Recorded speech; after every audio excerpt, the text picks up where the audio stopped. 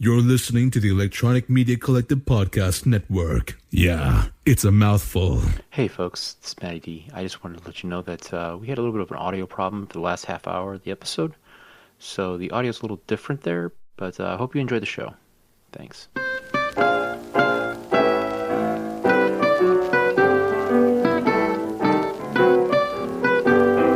Welcome to the Middle Age Movies Podcast. Three guys saying, snakes. Why'd it have to be snakes? My name is Tim, and my podcasting partners are... Montana Matt. And Dungeon Master Rick. And joining us tonight, a man who's been locked in the age-old battle of why do you keep hitting yourself? From the Dungeon Master Rick's childhood, it's his brother Bobby. Say hello, Bobby. Hello. All right, Rick, why don't you tell us what historical documentary film we're watching tonight? Okay, so tonight we are watching the 1981 movie Raiders of the Lost Ark, number 669 from the book of 1001 Movies You Should Watch Before You Die, written by Lawrence Kasdan, George Lucas, and Philip Kaufman, directed by none other than Steven Spielberg, and starring Harrison Ford, Karen Allen, Paul Freeman, and John Rhys Davies. All right. Thanks, Rick. Okay, guys. Since we went back into Rick's childhood and we grabbed his wonderful brother, I'm going to ask you first, Bobby. When was the first time you watched Raiders of the Lost Ark? All right. Well, I don't really remember the exact first time. This is one of those movies that I think I have always been watching, like time and time again, and maybe a lot of listeners can relate to that. But I do have an early memory of the beginning of the movie, like where that big boulder is rolling down and Indiana's running out. Like I remember that from when I was a kid. That's the first memory, and I don't know, maybe 8 years old or something. That's the earliest of this movie that I have. Awesome. Yeah, I can remember many a childhood of me running out a garage door trying to do the Indiana Jones thing. So yes, much like you, I remember watching it at an early age. But before I dive into it, Tim, when was the first time you saw Indiana Jones and the Raiders of the Lost Ark? Can't say 100%, but I gotta believe I've probably seen this one at the theater. You know, I'm 11 years old now, and I'm pretty sure I'm getting to the point where my dad's like, I can finally start dragging this kid to some decent movies. So I'm pretty sure this was probably something he took me to the theater to see. I wish I could remember, for sure that was the case. But, again, I was 11. It's a long time ago. I've seen it so many times since then. I've seen it, every, format you can think of. Seen it on TV, seen it on HBO, seen it on VHS, DVD, Blu-ray. So, yeah, I've seen it at about every format you could want, except for Laserdisc, like you, Matthew. But I do own the Laserdisc of it. I have recently purchased at a garage sale this summer, prominently displayed with a unopened VHS tape sitting next to it. That is awesome. That's a prize collection right there. So what about you, Rick? When was the first time you saw Raiders of the Lost Ark? I have no idea. Here I am again, coming out with another movie where you're like, when have you seen it? I'm like, I'm just a little bit too young to remember when I see this one. So I have no idea when I first seen this one. Probably the first time I remember seeing it, I was probably watching something on like USA or some cable TV show or something like that, where it's playing during the day on a Saturday or a Sunday or something like that. Like for me, it would have been a matinee, but it wasn't like at the theater or anything like that. But yeah, that's probably when I probably first remember. Yeah, I have no idea though. I've seen it like a bunch of times though. Just like probably many people. This is a very common movie. Yes, yeah. I can remember my earliest memory of watching this movie, and I remember going to the local video store and renting it on VHS. And I remember the artwork on the box was the classic movie poster that actually said Raiders of the Lost Ark, not Indiana Jones and the Raiders of the Lost Ark. Yeah. This movie was always like one of my favorite ones to watch as I was growing up. It was like right up there with Empire. Like I couldn't tell you the exact day or date of watching this film, but yeah, it's always been part of my my childhood. And like I said, I always remember running to the garage door trying to get underneath it just as it's coming down, much like that boulder sequence. Of course, now today you can't do that because they got the stupid laser eyes that prevent you from tripping and setting the door off. You know, one thing that I will say about this, though, I don't know about the rest of you guys, but for the longest time, I always thought that the Temple of Doom was the first one that came out. I don't even know why that was. But when I was younger, I always thought I don't know. It seemed like maybe the time period or something, or I have no idea. Maybe it was because I had more vivid memories of Raiders than the Temple of Doom. But for whatever reason, I had always thought that Temple of Doom was the older movie. I'm gonna bank on Rick that, much like many of these other movies, you watched that one first before you seen Raiders. That would be my guess, because that seems to be your MO. Always watch the second one first. No, man. Or don't watch them all until the day before we do it and then get yelled at. You know by what the people. I think it might have been for me? I think it might have been that, like, the Temple of Doom was cool, but Raiders was just so much more iconic. It seemed like maybe the other one was the first one in the series because it maybe wasn't as good, you know? Not Felt that, clunkier. yeah, not the Temple of Doom was a bad movie, by the way. Well, I think part of it too is because story-wise, Temple comes first, and I think that's what throws a lot of people off because they just automatically assume that because it's story-wise it comes first, that it was the first movie made. That maybe makes sense. I remember thinking the same thing. Like even I don't know, only just but 5 years, not even 5 years ago, I remember thinking that, and it was like, no, that's not right. And I was like, holy cow, how did I not know this? I think I knew it just because I lived through it. So it was one of those, when they're coming out, you kind of remember how that works. So that's probably why. Plus the fact that it didn't have the Indiana Jones moniker before the title of the movie. But all right. Well, Tim, since you're our resident film director, what are you requesting tonight for our synopsis? All right, Matthew, I hope you've been working on your Harrison Ford, because tonight I would like you to read the synopsis as Professor Jones as he submits an entry into his journal. All right, princess, calm down. I got this. All right, so there I am, flying the Millennium Falcon. Oh, wait, whoops, wrong movie. Hang on, wrong movie, Rick. All right, September 22nd, 1936. I've been approached by U.S. military intelligence agents looking for information regarding the Lost Ark of the Covenant. Allegedly, this Christian artifact has the power to make any army which carries it before them invincible. The Germans believe they have located the Ark in Tanis, Egypt, and Adolf Hitler has ordered its recovery. With the help from my friend Marcus Brody, the American government has agreed to fund my expedition to Egypt to recover the Ark before the Nazis find it. Now, my only obstacle is locating my old flame Marion, Ravenwood in Nepal, and to obtain the headpiece to the Staff of Ra. Only with this headpiece can I accurately locate the Well of Souls, where the Ark is believed to be hidden. Time is of the essence, as the Nazis have actively engaged in a massive archaeological dig in Tanis to find the Well of Souls. Also, I've received word that my arch-rival Rene Belloc has been hired by Germans to oversee the dig. I know I'm crazy for attempting to recover the Ark at the Nazi dig, but I can't allow such a powerful divine artifact fall into their hands. Very nice, Matthew. Very nice. Woo. Well done. You sounded very professor-like. Yeah. I was trying not to go too Clint Eastwood here. Yeah, you might have missed your mark with that one. All right. Well, it is 1936, and we're watching a film that had inspired George Lucas. Well, it was inspired by George Lucas watching the old serials, much like Star Wars. And I don't know if you guys were aware of this, but this movie also lends a lot of thanks to James Bond. And if you know, and you know that. I think I do know, Matt. Tell me though what I know so that I know it. Steven Spielberg was approached by Albert Broccoli to possibly direct a James Bond movie. And this was after, it wasn't E.T., it was Jaws, maybe? It might have been Jaws. But yeah, he was approached and he was telling his buddy George Lucas about it. Lucas is like, well, I got this idea for a character that's kind of like James Bond. And then that's where they came up with Indiana Jones, which I thought was kind of cool. If it wasn't for the fact that, Steven Spielberg was approached to direct James Bond, we wouldn't have an Indiana Jones, which is kind of fortuitous considering The Last Crusade. Indeed. Yeah, Last Crusade, pretty good. Yeah. It's not pretty good. It's pretty awesome. All right. So, we open up in India. I'm sorry. We open. India? I don't think so. Whoops, sorry. Hold on. That was Temple of Doom. Can you tell I teach my kids geography?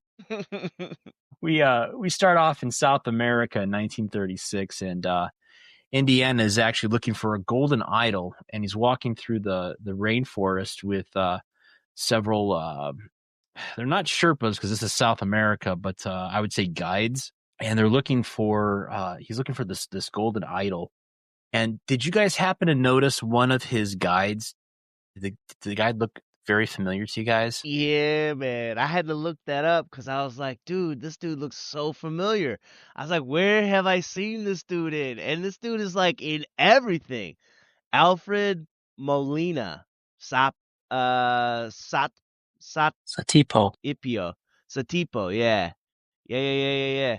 That dude was he was like the Octo-Man or whatever his name was in the Spider-Man. Whoa. He was The Octo-Man? I'm sorry, but I'm playing my comic book card, okay? It's Dr. Octopus. all right. Yes, that's right. Dr. Octavius. Yeah. Well, you know what though?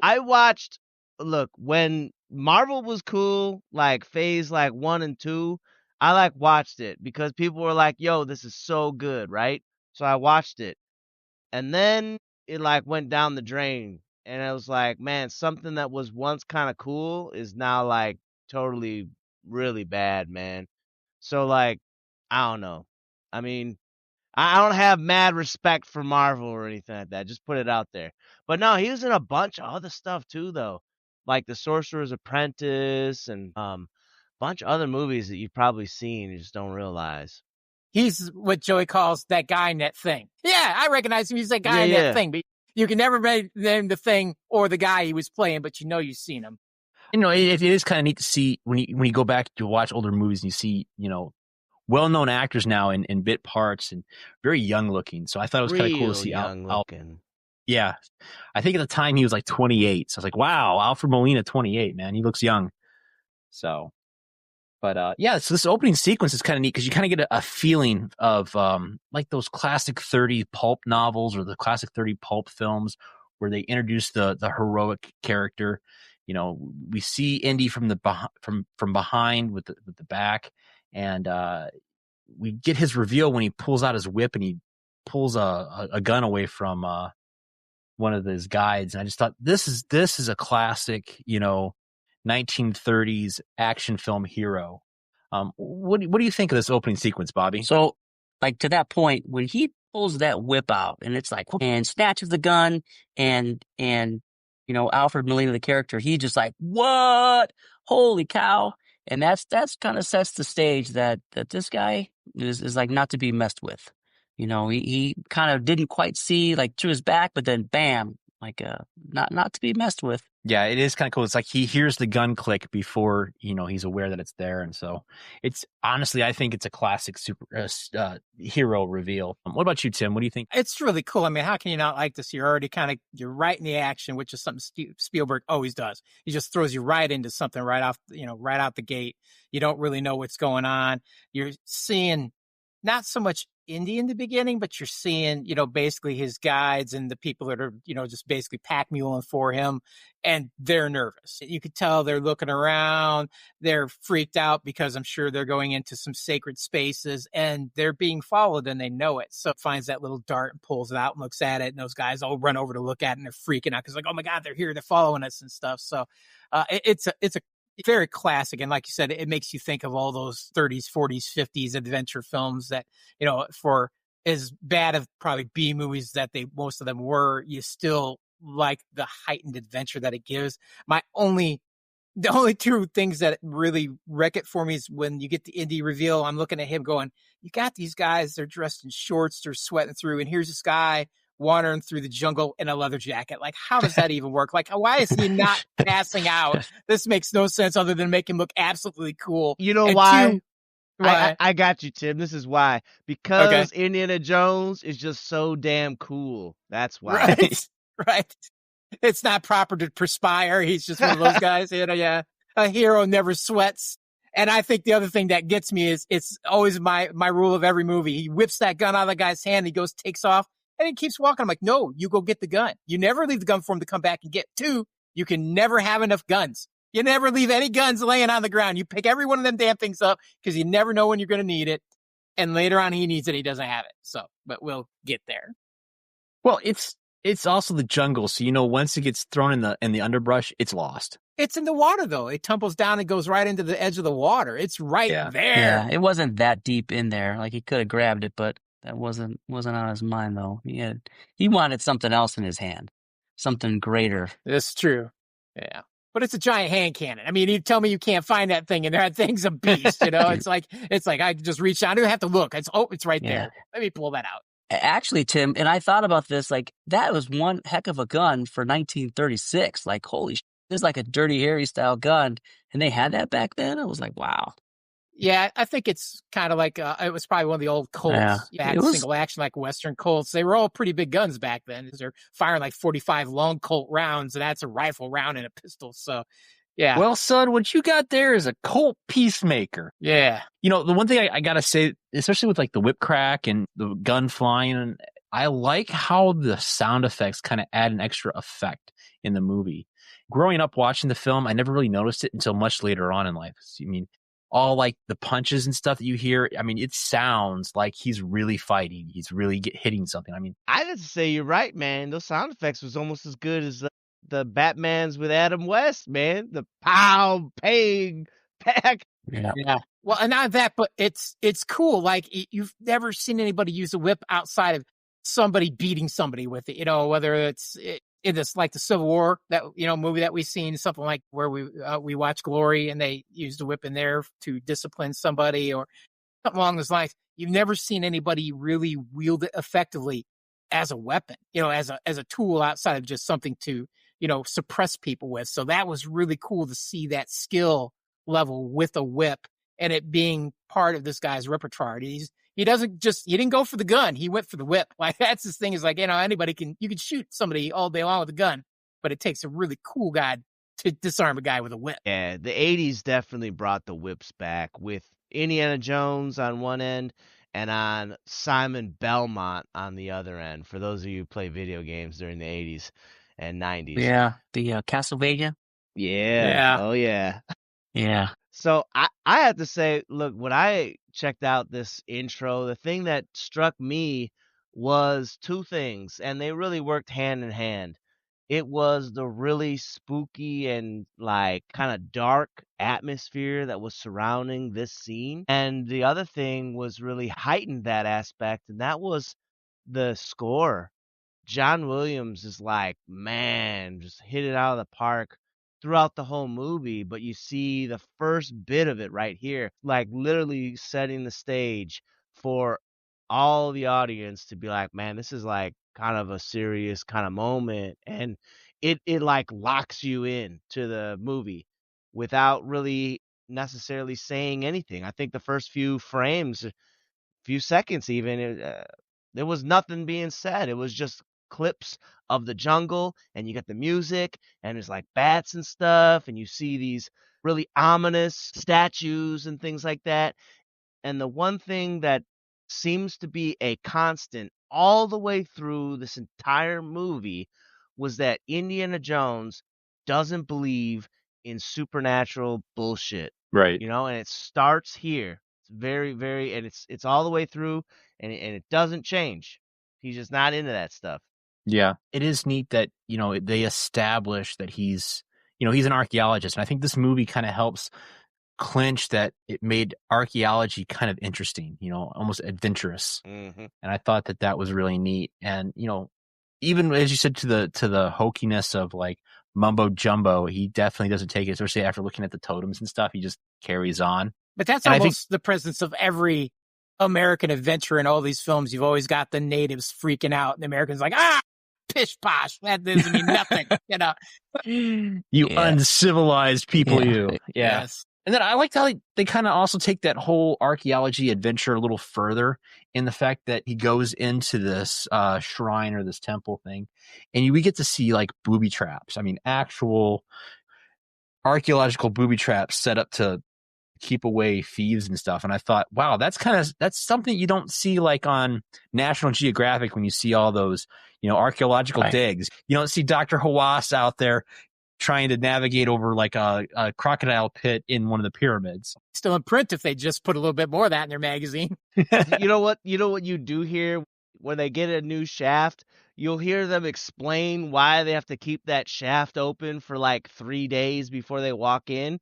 Not because of some curse or some hooey-dooey stuff, but because there's some ancient mold that'll kill you as soon as you walk in because of what Right. happened with Howard Carver and all them. I mean, Right. it's cool both ways, I guess, but it'd be cooler if they just said it was some sort of curse. You know, the traps are totally awesome. You're absolutely right, Matt. But the one thing I had to question for a second is, what is the size of the damn spider that can make a web that freaking big across the cave entrance? I mean, the entire cave entrance is one giant web. I'm waiting for the one for the Lord of the Rings to come whipping out. And be like, take these guys away and stuff. And it's just like, good Lord. And then you just see those little tarantulas. I'm like, what, do they work like as a group? Are they like a hive mind? What's going on here? They're little contractors. They got little construction hats on, and they're like making this huge intricate web system. Right. So I did think it was kind of neat that when we do see the spiders, like Indy's got like 3 or 4 of them on his back, and then when Alfred Molina turns around, he's got like 20 of them on there, and I'm like, okay. It was even cooler that they were real spiders. I mean, it was just awesome. I guess initially when they put them on them, they didn't really move. They just sat there because they were all males. They would just sit. But then they brought a female and tossed it in the mix, and then they all got excited and started moving around a lot. So that's why they start getting real active all of a sudden. Nah, forget that. I ain't getting no tarantulas on me. I mean, you got to have a stunt double on that, okay? So you're going in with the snakes then is what you're telling me? So let's not get hasty, okay? Okay, we'll discuss that a little later on down the I do like how he just kind of like grabs his whip and like he just nonchalantly like brushes it off his back and then brushes off Sapitos. I just thought that was kind of neat. But then later on, we find out that, spiders aren't a problem, but he's got other problems. You get to see the idol, and it's very iconic, this whole opening sequence with him trying to steal the idol. You get the part where he like fills the bag up and he swaps the idol out for the bag, and the weight's just not quite right. Now, when I watch this, every time I watch this, I can't help but think of the Weird Al Yankovic movie UHF and his parody of this scene. And I just think it's hilarious. It's become so iconic that there are parodies in several movies of this whole sequence. And before I go too far into that, so Bobby, what do you think of the cool booby traps and just the excitement that this whole sequence is bringing us? Yeah, so that totally awesome. And as Indy is meandering through that, it's one after another. You know, when he sees the idol, he's like looking at the ground, right? Which are these tiles going to fall in or something? And he puts the torch base on there, and then out shoots a arrow. It's like, whoa, right there, like shit. All right, I got to walk around this, and I do think, though, to the sand, like probably Indiana should have known that maybe he needed to keep the freaking sand in there and not let it out because gold is heavy. But nonetheless, to your question, all the booby traps was really cool. And as I alluded to, my first memory was that big rock ball coming down, and that was like another, oh shit, like you better hightail it out of there. Like, and then he sees, I think before that, he sees Alfred Molina. He got into the light, right? Because he told him, don't get into the light. And he forgot about that. He was hightailing it out of there and ate it. Yeah. Well, what about you, Tim? What do you think of the end sequence there, or the opening of it? It's so cool. I mean, how can you go wrong? It's a creepy-ass Aztec cave full of booby traps. Not just one, but a bunch of them. And I like how... Actually, it wasn't an Aztec cave. It's an Incan cave because it's South America. Actually, I'm sorry. Incan cave. I stand corrected. No. They said it was the Javitas, right? It was the Javitas. Yeah. Yes. Yeah. Trump, how you like that, Rick? Javitas. How you like that? To be fair, the Javitas was the local tribe, not the ancient tribe. So They're the guys that built the temple on top of the temple?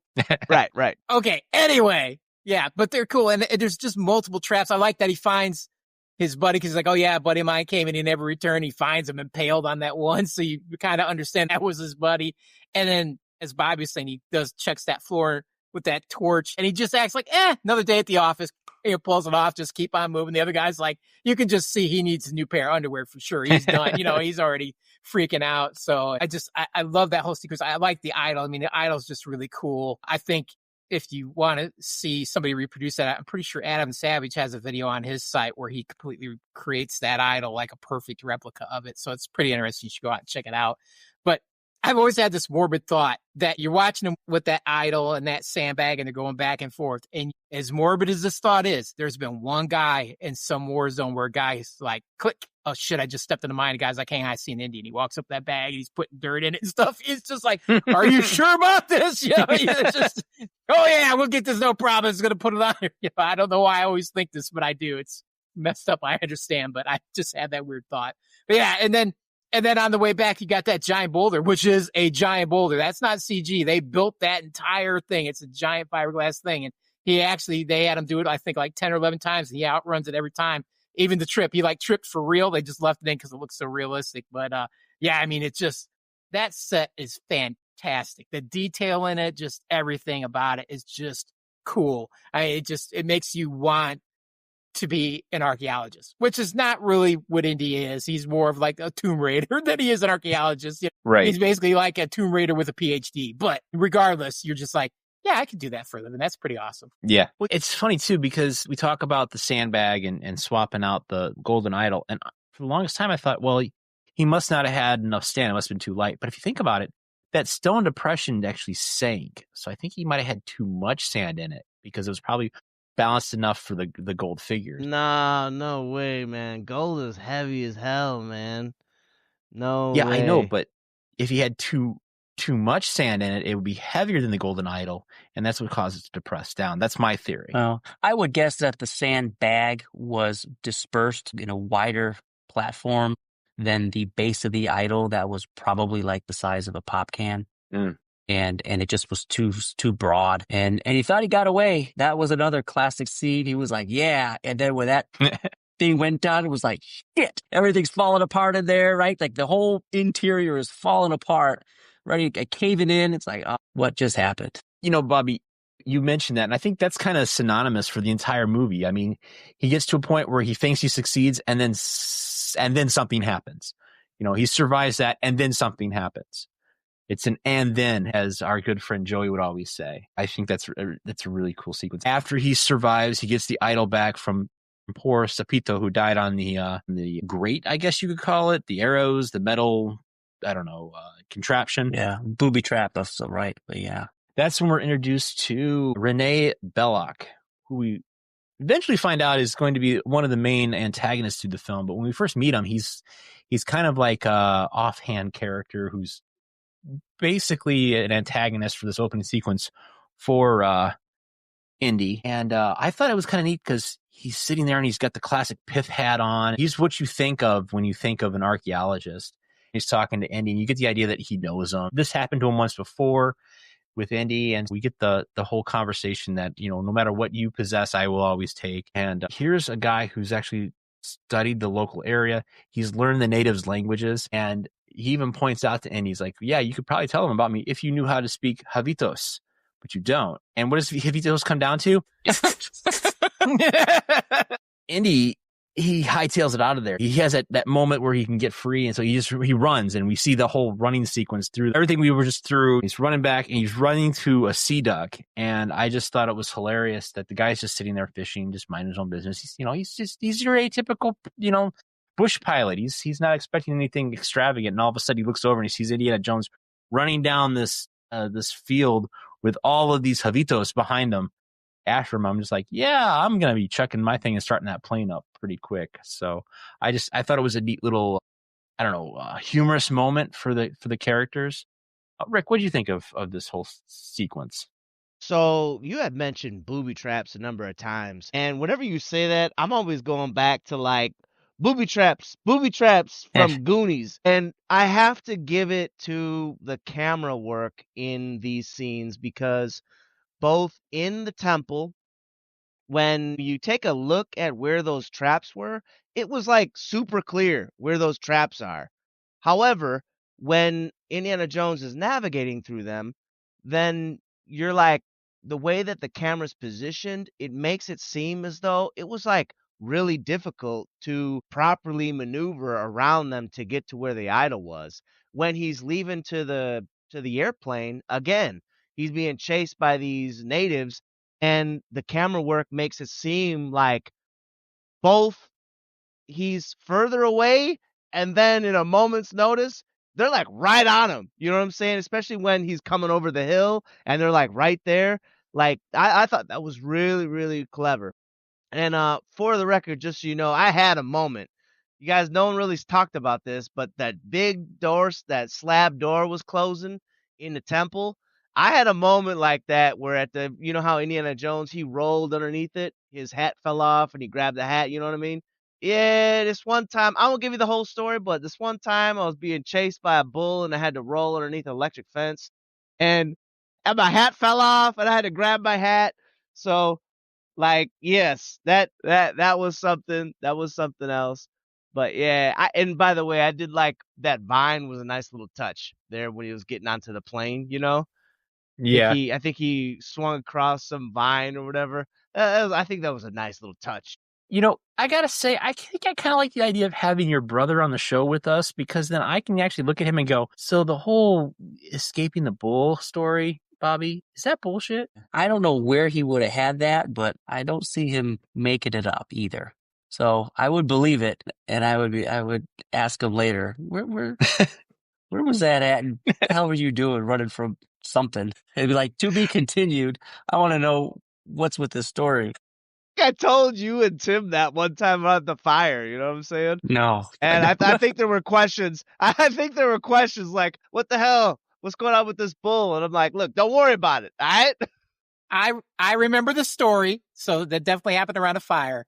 I remember questioning Rick extensively about it. I also remember I was drinking a lot that night and don't remember any of the answers to the questions that I asked.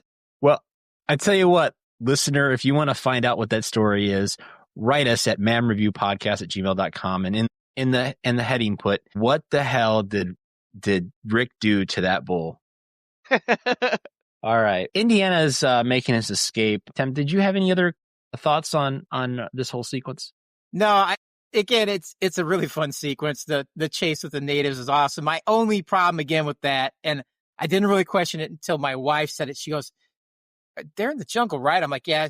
Then where did this giant clear field come from that he's running down? And I'm like, you're not exactly wrong on that one. I mean, where would you have this giant clear field?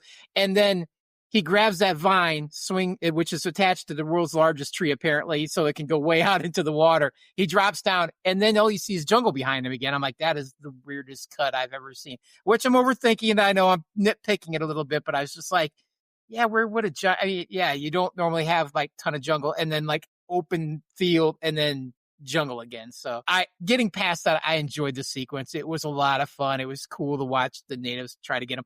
Although the other thing is, I watched some of those natives like shoot their bow and make the weakest bow shots I've ever seen. It's like they pull it just a little bit, and let that arrow's barely going past them. You know, it just is really weak. You can tell. Well, they clearly weren't the whole recurve bow. Honestly, you know what? Now that I think about it, you have a point with that, because if you look at them, they would have at least had some measure of recurve. They look like the type of bow that I made when I was like 10 years old. And I'm like, here's the stick and it's bent slightly. I'm going to put a string on it and then wonder why did the arrow not go anywhere?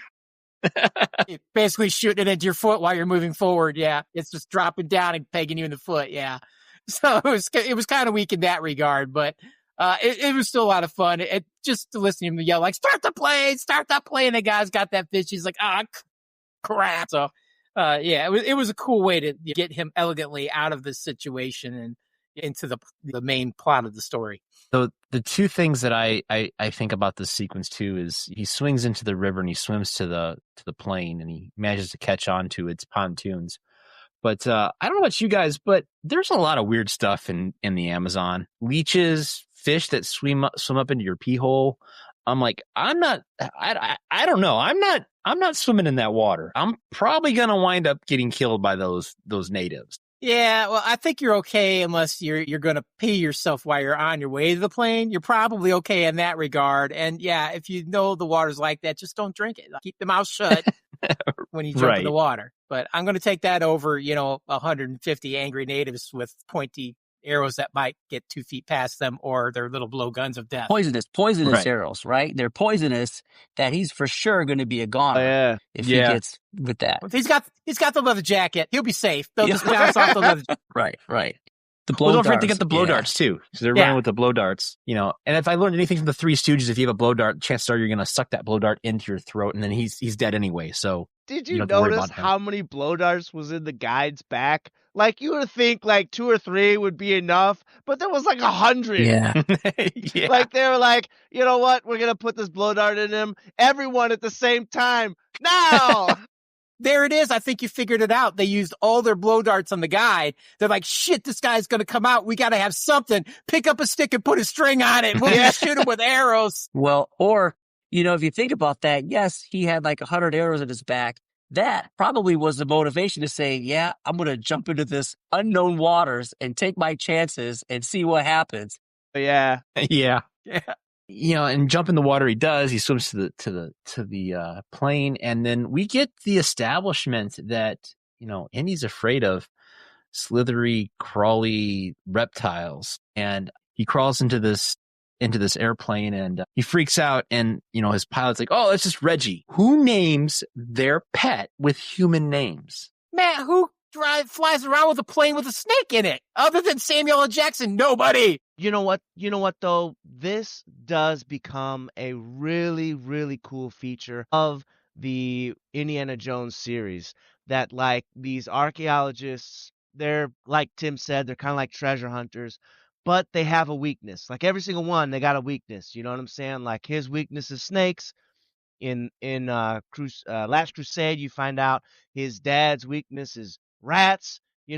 Like everyone's got this one creature that's like a no-go. In a Temple of Doom, that lady, I think it was like everything was her weakness. Yeah. All the bugs. I think it was like all the bugs. Yeah. All the bugs. Yeah. Yeah, Billy. Billy. Yeah. Billy. Yeah. And I love that running theme. That's like really, really But cool. that scene was iconic though. Yeah. Right? Because now we know what his fear is that we're going to see, not just this movie, as you mentioned, but from forever. Yes. Yes, yeah. It's the kryptonite to our hero in this franchise. But he manages to get away, and now he's back in the States, and he's at Stanford, and we get to see him in his teaching element, with a tweed jacket, and teaching in front of the students about archaeology, and he's talking about a Neolithic period, and we learn how to spell Neolithic on the chalkboard. I thought that was a very humanizing moment for our hero. He's a professor. He's like, how do we spell that? Yeah. And then, as our secondary character, Marcus Brody, comes in, we kind of see what's going on in the classroom, and we look over and we see that, Harrison Ford's a young man. He's probably pulling in some ladies, but he's got his students that are his female students seem to be flying over him, because if you notice, like all the female students are all on one side of the classroom, because they're talking about the professor. They're like, yeah, he's like Gilligan's Island professor. We like him. And that one girl writes the message to him on the eyelids. I just thought that was, again, hilarious, because he has to take a double take, like a little sidestep. And I thought, how cool would it have been if they had cast another actress to play that role? Like, I don't know, maybe an actress famous for wearing a metal bikini and in a galaxy far, far away. Any thoughts on that, Tim? Well, I was going to say this kind of harkens back to your whole James Bond 007, kind of comparison, because when Lucas and Spielberg sat down and talked about it, one of them, and I can't remember which one, they wanted Harrison Ford to be more like a 007, suave ladies man. I think it was actually Lucas that wanted that. And so that was actually written into the script pretty early on. And Spielberg was like, no, he really shouldn't be like that. He's more of an educated professor, really into archaeology and things like that. He wouldn't be a playboy like that. And there's a scene later on where we're going to see where Brody comes back to talk to him, and he's in a bathrobe in his home. And the reason is because he was entertaining a female friend. And that scene gets cut because, again, they don't want to portray him as this, suave ladies man. So that actually got cut out. So a little bit made it in there. And then in editing, they just kind of fixed it. But that's definitely where that's at. So I think that's why, all the young ladies are crooning over him, because he might have been a little bit of a professor player, in the original scripts. Gotcha. I thought that it was pretty cool that they in the writing that it made things that happen earlier in the film lead and explain things that happen later. So this establishment that his students are somewhat fawning over him, whether, in the final cut, you don't see that, but I don't think you need to. You just need to have that one little clip of that girl in the front row in order for it to make sense when we're introduced with the female lead or the Right. co-star, and that isn't the only time this is done. They do that multiple times. So you'll have an instance where it's a cool scene and it doesn't look like it means anything, but then later it'll circle back and then it'll explain why someone can do this thing from before, or why something happens explained from something that happened before. It's really good writing. Sort of that literary device called foreshadowing. Yes, sir. Yes, sir. So, well, how about you, Bobby? What did you think of our Professor Yes. Jones in this situation? So I think it was needed. It's also another moment that you get to see that. Yep, like Tim said, he's like this ladies' man. They're all falling for him, but it really trips him up, right? He loses his train of thought. He starts stuttering. He's like, because he's like watching her blink her eyes, "I love you," and kind of Rick said, like you guys saying, foreshadowing. We see this, in the other movies where he's like the ladies' man. The women are fond of him. And that tells us in this movie, that's what we're going to expect for Indiana Jones. Men want to be like him, and women want to yeah. love him. Your typical hero, as they would say. And of course, we see that whole sequence, and then we have Marcus Brody come in, and he's talking to Indy about these military intelligence guys that want to see him, that they're at the university. But I also noticed something else that happens between Marcus and Indy as they're talking about things. A student leaves an apple on the desk for Professor Jones as kind of like a little kiss up thing, or brown nose thing, or teacher's pet kind of stuff. And there's Marcus. He just kind of like picks the apple up and shines it on his shirt and takes a bite out of it and steals Indy's apple. I'm like, okay, so Indy steals antiquities and Marcus Brody steals from Indy. So I think it's very formulaic in this whole sequence. Almost a foreshadowing of things getting stolen from Indy. Matt, I have to tell you, I'm a teacher. If somebody did it to me, I would slap the apple out of their mouth, bro. So, but yeah, so then, we get this camaraderie between Marcus and Indy, and it just kind of shows in this sequence as well as the following couple of sequences. And then we get to meet the guys from the military intelligence who talk about, Indiana Jones's former professor, Abner Ravenwood, at the University of Chicago. Being somebody who grew up in the Midwest, anytime somebody mentions Chicago or Chicago's linked into something, my ears kind of perk up because I'm like, oh, hey, I know where the University of Chicago's at. So I thought it was neat that they're kind of like, I don't know, making it more local for me. What did you guys think of that, Bobby? When I hear anything about Chicago, I was like, that is neat. And it does, like, for me, touch home to that because I'm like, yeah, I can relate to that. Like, I know where that is. But with this scene, and maybe I'm speaking a little too much out of turn, but I felt like that scene meeting, the Army intelligence should have happened at some point later in time. So he just returns from this South American trip. He's like, Marcus, I had the idol. Let's go back. I can get it. And now they're telling him, hey, there's some digging going on in the desert.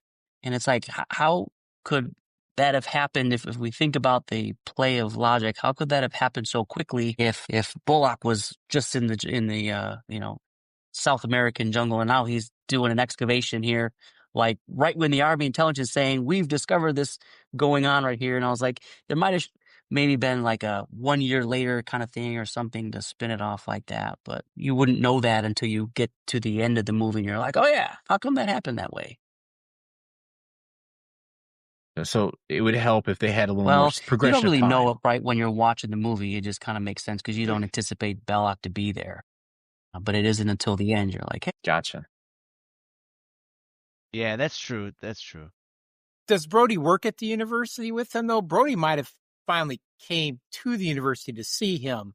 Because let's face it, Indy's not just going away for the weekend. This is, jump on, basically, Southwest Airlines, fly down to South America, do your little adventure over the weekend, and then drive back for class, or fly back for class. So I'm thinking it happened during the summertime. And then he got back, he started his tenure for the year, and then Brody shows up. Because I think he doesn't really work for the university. He works for the museum, but it doesn't necessarily say Museum of he works Antiquities. but where is that? They never say that it's in the same place where Indy's at.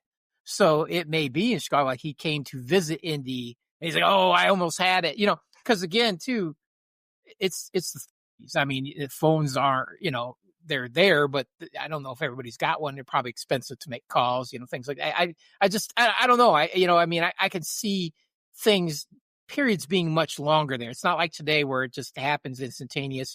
I was down in South America over the weekend. I'm back now. And nobody knows I was there. And then he shows up a day later, blah, blah, blah. Like even air travel takes time. You got to book the passage, get to where you're going, all that kind of stuff. I mean, not the planes are necessarily a whole lot slower. I mean, they're prop planes versus jets, but still, it's just things moved slower back then. So I'm thinking that they were not in the same place. And that's him showing up to not only find out about that idol, which is really not why he's there. He's really there because the Americans, the American intelligence community contacted him. He's like, you need to talk to this guy or whatever. So that's my take on it. So I think there was some time lapse in there. They just don't represent it well, to Bobby's point. Gotcha. Yeah, they condensed it a little too much through editing or something. Yeah. And I think we're just willing to go with it, Yeah. I mean, it's an adventure movie. I mean, you gotta move the story along quickly. Yeah, I after watching the movie several times, going back and thinking, okay, yeah, maybe there should have been more time there. I agree with you on that one, Bobby. But yeah, I think just for moving the story forward, though, they kind of cut it.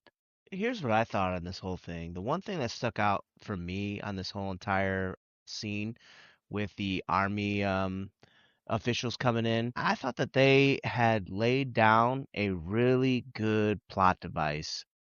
I mean, it had this like era of supernatural vibe to it, but the thing about it is that this mission wasn't all hocus pocus. Like most people at this time when it came out, and you could even probably say to some extent, depending on the audience's age, even now could understand and knows a bit about this story that these army, the army officials, they seem like they had no idea what the hell they're talking about when they're talking about this ark. And it's like not some fake mythology. This is like foundation of religion, of like three major religions right here of the entire world. And it's like, this is this mission, and it's a real mythology that is supernatural in nature. And it's like, damn, man, this is so epic. This is epic. And it's not epic like in Lord of the Rings or Star Wars is epic, because those are totally fictional. It's fictional, but it's based in something that's highly rooted in the foundations of like even modern religion, I thought that was the epic part that is like a selling point for many, many people who are watching this movie, that like, yeah, I have heard of this story. Like, this is like a real story that I remember hearing about or reading about for some people, the guiding institution of my life, So, right. Yeah. Yeah, but I'd like to add on a little bit to that, Rick, because you're hitting on something that I think is super important, and I think we should take a few moments to talk about the Ark of the Covenant, because this is the MacGuffin. This is what is going to propel Indy into action, and where you're like, well, he's not into all this supernatural bullshit, but apparently he believes heavily in religion, because, I mean, this is a major, embodiment of the power of God on earth. That's what the Ark is. I mean, and oddly enough, it's not in the Bible a whole lot for being such a quintessential holy relic. More people know what the Holy Grail is versus the Ark of the Covenant. So it's rarely brought up in the Old Testament at all. And he his explanation is 100% right, because he talks about Moses dropping the tablets is where the broken ones are at. No, it's not the broken ones. It's the actual real tablets. So when Moses goes back up and gets them and brings it back, it's supposedly the actual unbroken tablets are stored in that, because that's what an ark is. This is basically the filing cabinet of God, technically. This is like, my commandments are going to go in here. God tells Moses to build this ark. And so Moses builds it. In fact, they even describe it in the Bible. It's, it's like 4 feet long, I think 2.5 feet tall, 2.5 feet wide. It has rings in it that you can pull poles in, because this is such a powerful artifact that, they were right at the end, where not only you cannot touch it because it can kill you, but you shouldn't look at the inside of it or anything like that. Even approaching it wrong could potentially kill you. So, because what this is that you have this thing where they're keeping these, basically these tablets, the word of God. And on top of it, you have the two, Sphinx-like angels that are on there. And these are basically the angels that they're cherubs, basically. And it's not like the little fat cherubs that you see the statues of, though. These are like serious Sphinx-like angels that attend to God. And then where between their wings is where God actually will commune with man. And he doesn't do that on the other level. He doesn't appear to man like any other time. It's like he ends up in the burning bush or something like that. He never fully comes. But in the ark, he will manifest. So this is the way that man communes with God. So this shows that Indy may not believe in superstition, but he wholly believes in the Christian religion and the Jewish religions and things like that, that this really does have significant power, because this is also the thing that, supposedly, helps the Jews survive. This is what brings the walls of Jericho down. This thing is super powerful. So that's why Hitler wants it. And if Indy does not believe in this, then, he's not going to see the urgency to put himself at risk to go and try to steal this out from underneath the Nazis, other than to just get it before they do so he can put it in a museum. I think he wholeheartedly believes in God and the power of God and what this represents. So I think that's super important. And I think a lot of people don't really understand that about the Ark and its significance in religion. So I think it's super important. And it was kind of risky for them to use something like this, but I think a lot of people just take it at face value. Like, oh, it's a holy Christian relic. It's got some kind of powers. Good enough. Let's just go with it. But it's so much more than that. Well, I mean, even the military intelligence, the one guy is like, he kind of rebuffs what Indy says about like the staff of Ra and the Ark itself, and then the other guy is like, oh, well, then we're at the right spot. We know who's we're talking to the right person about this. The one guy is like all into this. He's like, okay, he knows what's going on. So yeah, I think that's a good way to convey that, at least one guy's like, okay, this is kind of hocus pocus, and the other guy's like, no, this is serious. This is a serious matter. Even if you don't believe in it, we need to have someone go out there and I think it also adds, like Rick was saying, a lot of buy-in to the viewers. They're like, I know this. Like you guys are saying, I've heard of these items here, and I've heard of Moses and that. I'm like, wow, this is like this is really catching my attention, because I did go to Sunday school, right? And probably in that time period of 1981, I'm inclined to believe there were more Catholics that going to Sunday school that could even relate more to this movie. I think probably that number has phased off quite a bit, but I think going back to that time period, there probably were a lot more people like, yeah, wow, really, really bought into that movie at that point. Well, even, I'm going to poke fun at Spielberg for a little bit, because I mean, Spielberg, he's Jewish. And so he puts a lot of, I would say in some of his films, he tends to put a lot of Judeo-Christianity into it. And so, yeah, I can definitely see that from his angle. He's like, yeah, we should use this. And I think that's what makes this movie and The Last Crusade such a great couple of films, is because they kind of, I don't say, ground it in reality, but they kind of ground it in religion. They ground it in a historical as well as biblical setting. So you get the feeling that, this all ties together. And I think that's really what helps drive the movie, makes it so popular. So, It So yeah, makes me wonder if Temple of Doom did better in the Asian markets because of what you just said, right. So if we Because the mythology from Temple of Doom was like the Hindu mythology with Shiva and stuff like that. right, I never really thought of it like that, but yeah. interesting. Yeah, I can see that for sure. Because in the third one, we go back to the Holy Grail, so we're back to Christianity again, which is also funny because some people consider the Ark and the Grail to be the same thing. So there is that argument Right. too, which means he made the same movie twice. But so when we get ready to do that, we just re-roll this and we're all good to go, right? Well, I don't know because I have a comment at the end of the episode to counterpoint that. And I think the last thing I want to mention before we move a little further on. So Andy's explaining the whole concept behind the Ark of the Covenant and everything, and then he winds up convincing them that he should go and find this. And I just thought it was neat that Marcus Brody shows up later on that night. And, like Tim had said, he was sitting there with, in like a lounging smoking jacket or whatever. And, Marcus reveals, okay, you're going to go after it. So, Indy's like, okay, yeah, blah, blah, blah, blah, blah. Yeah, I'm a real cautious fellow. He takes out the gun, he unrolls it from whatever, and he just like nonchalantly tosses it into his baggage. I'm like, that doesn't signify somebody who's cautious by just throwing a gun into a bag. Now, I want to ask our weapons expert, is that a wise idea, Tim? If it's a revolver, absolutely. Unless you got the hammer back on it, you're probably 100% safe. I don't see that being a problem at all. They are known to be one of the safer guns that you can carry. Now, if it's a semi-auto, yeah, you might be, it's got one in the chamber. You might be throwing a little bit more caution to the wind there than you should be. But yeah, I don't think that was an issue.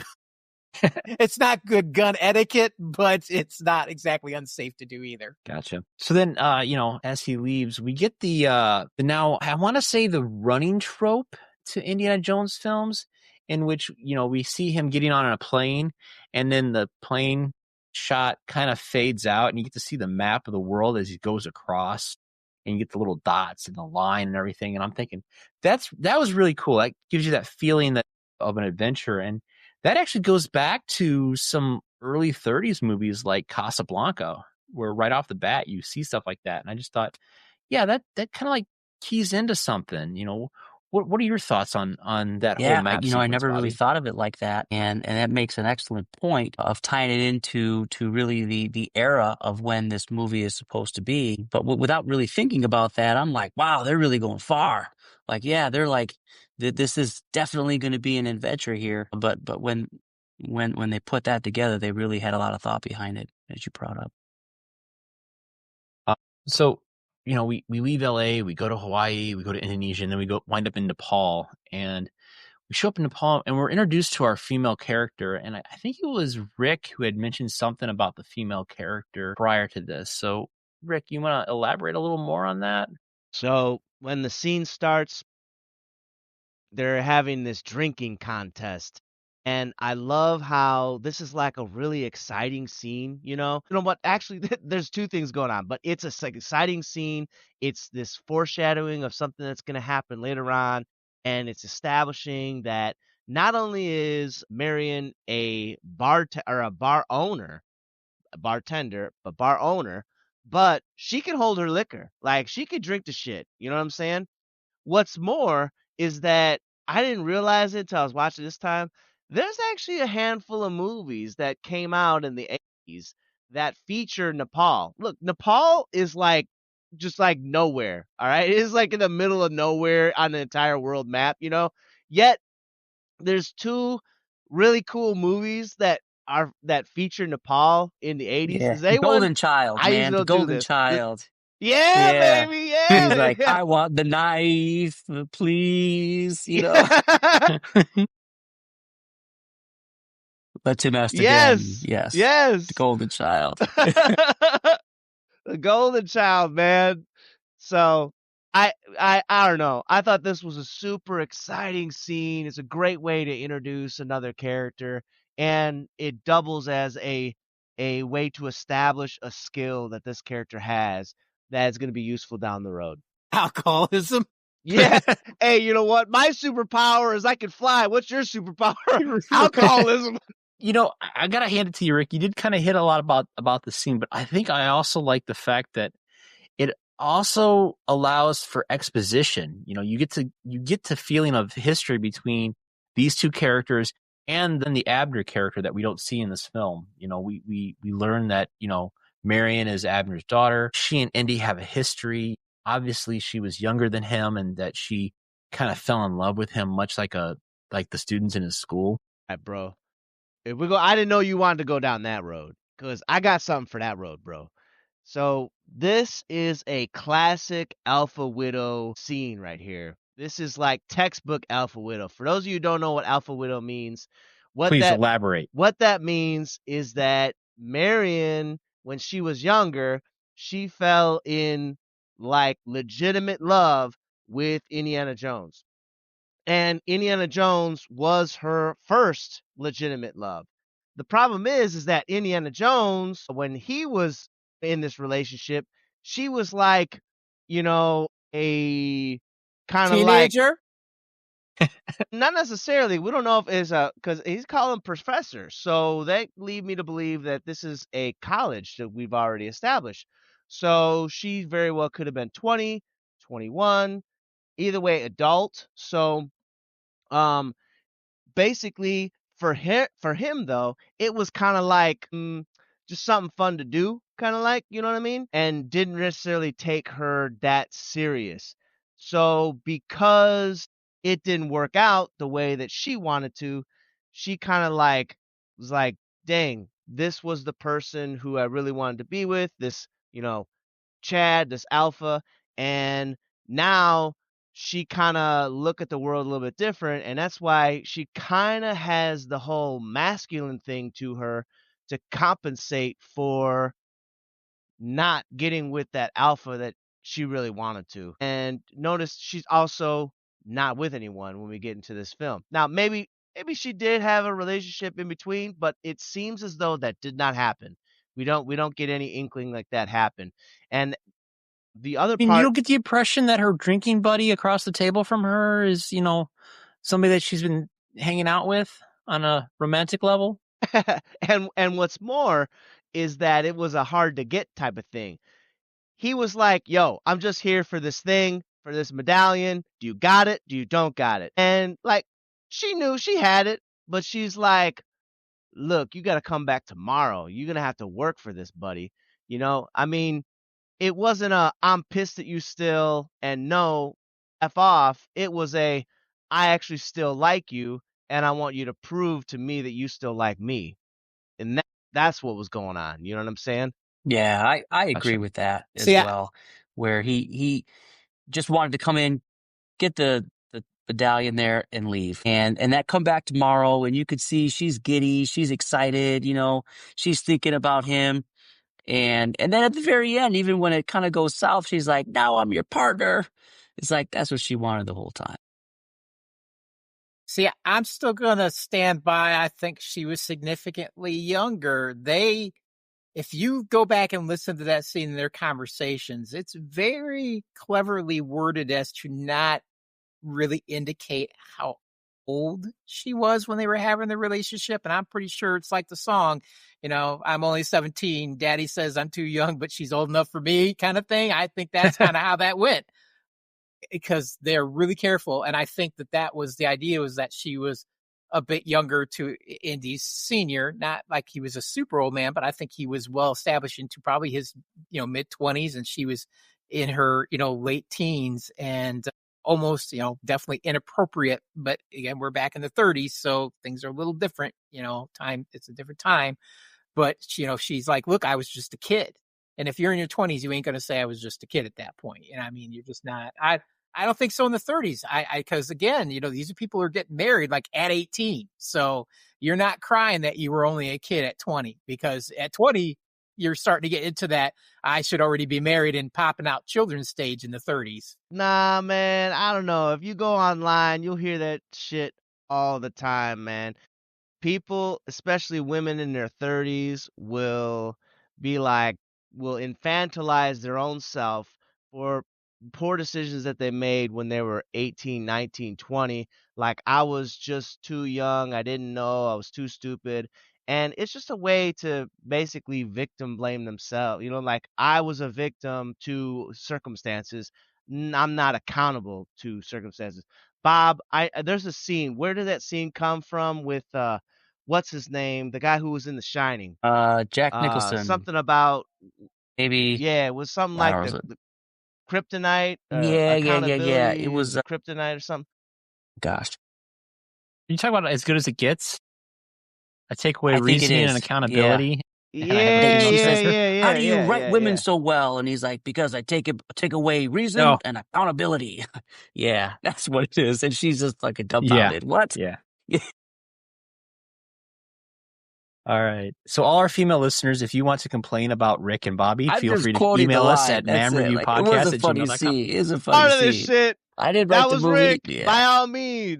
By all means, send out So the thing. I'd love to debate you guys about whether or not Marion was infantilizing herself or not. I'm gonna lean with Tim though. Sorry about that. Yeah. Yeah. I'm gonna go with Tim. I'm gonna say that maybe she was like 17. You know, she's a freshman in college, and then they even the military intelligence had said that Abner and Indy were kind of like friends. Abner was his lead professor, so I'm thinking Indy was probably like a teacher's assistant or something. So he would have been like in his mid to early 20s would be my guess. But after they had their whole entanglement and their discussion, Indy gives her $3,000 in 1930s money, which what does that equate to today? I didn't look it up, but I'm guessing probably closer to like okay. I looked it there up. you go. 94,000 by today's Okay. money. Yeah. So I was it's like, I wonder how much money that would be today. Yeah, that's pretty thick. That's a nice car. Serious cheddar. And so he promises to give her another 2,000, and then he leaves. I'm just curious as how far did he go? Because I mean, later on we see that it's snowy, it's windy. We're in Nepal, so we're in the Himalayas, and then the Nazis show up, and we're introduced to this character and this actor.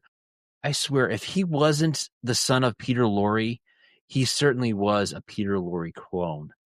And I think for a skeezy bad guy, he played it to a T. I mean, he looked kind of scary, and I just thought that this was a great cast for this SS officer. Tim, what did you think of this character? You could have cast anybody better. He's the quintessential Nazi, man. He's especially one that's working, basically in Hitler's supernatural division. I mean, because that's a real thing. I mean, Hitler was way into the supernatural. I mean, he was into the sciences and everything. It's anything he could figure out a way to advance Germany and his military ambitions. He was going to seek it out, whether it was technology, whether it was going to be supernatural weapons like the Ark or whatever.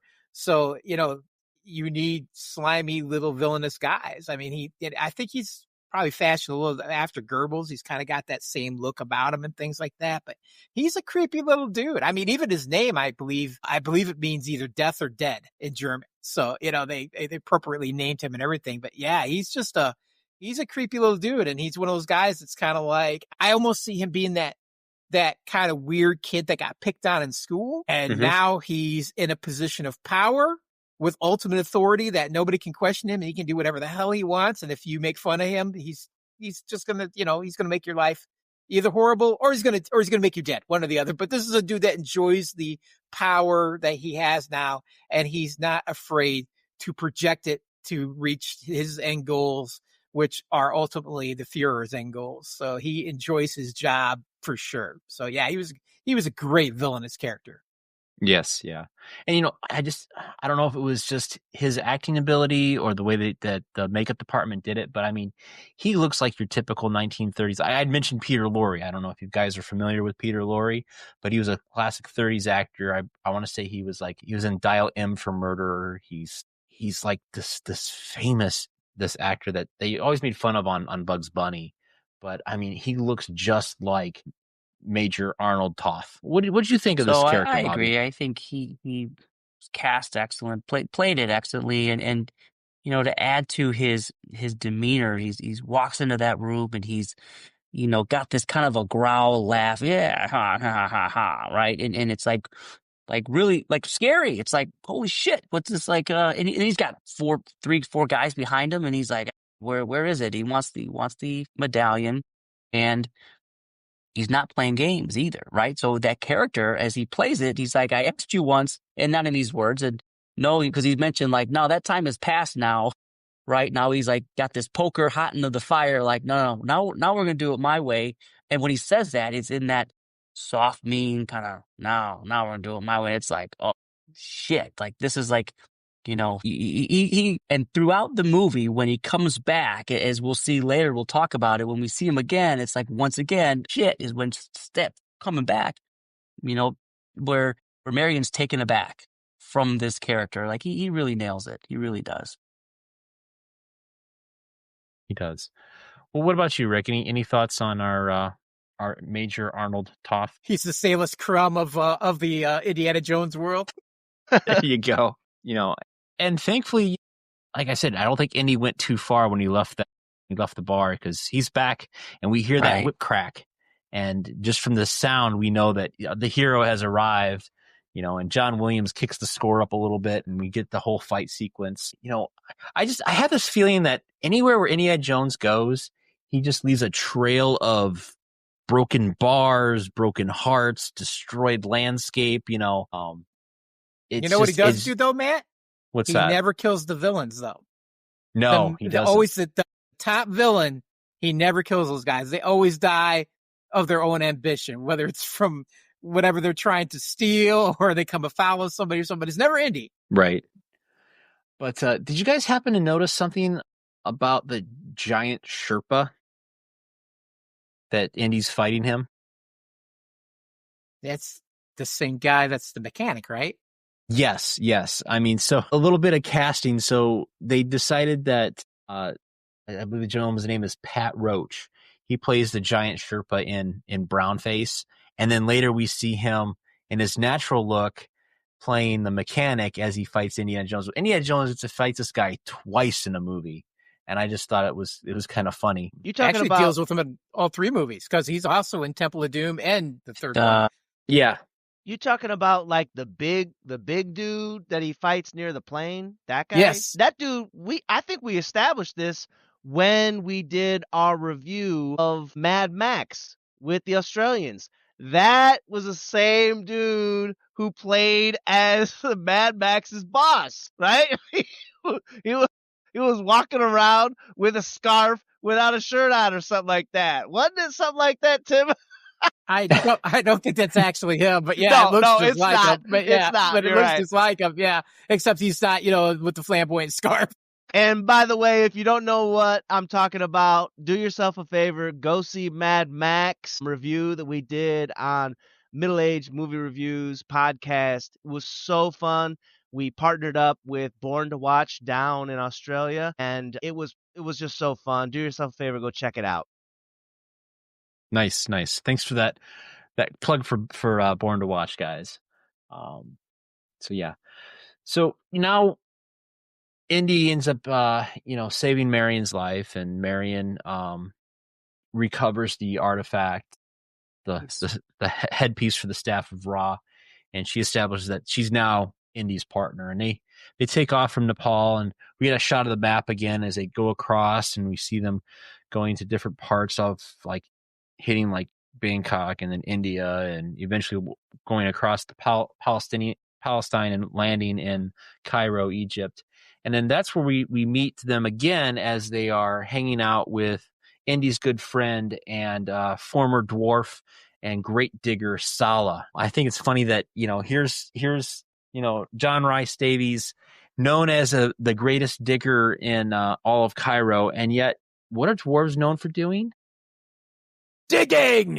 Yes, that's right. But yeah, I love this actor. I love the Sala character. He plays it kind of loose, not real serious. He's got some comedic chops in there, and I think I really like this character. What do you think of him, Rick? It was great, man. Sala's like the GOAT, you know what I'm saying?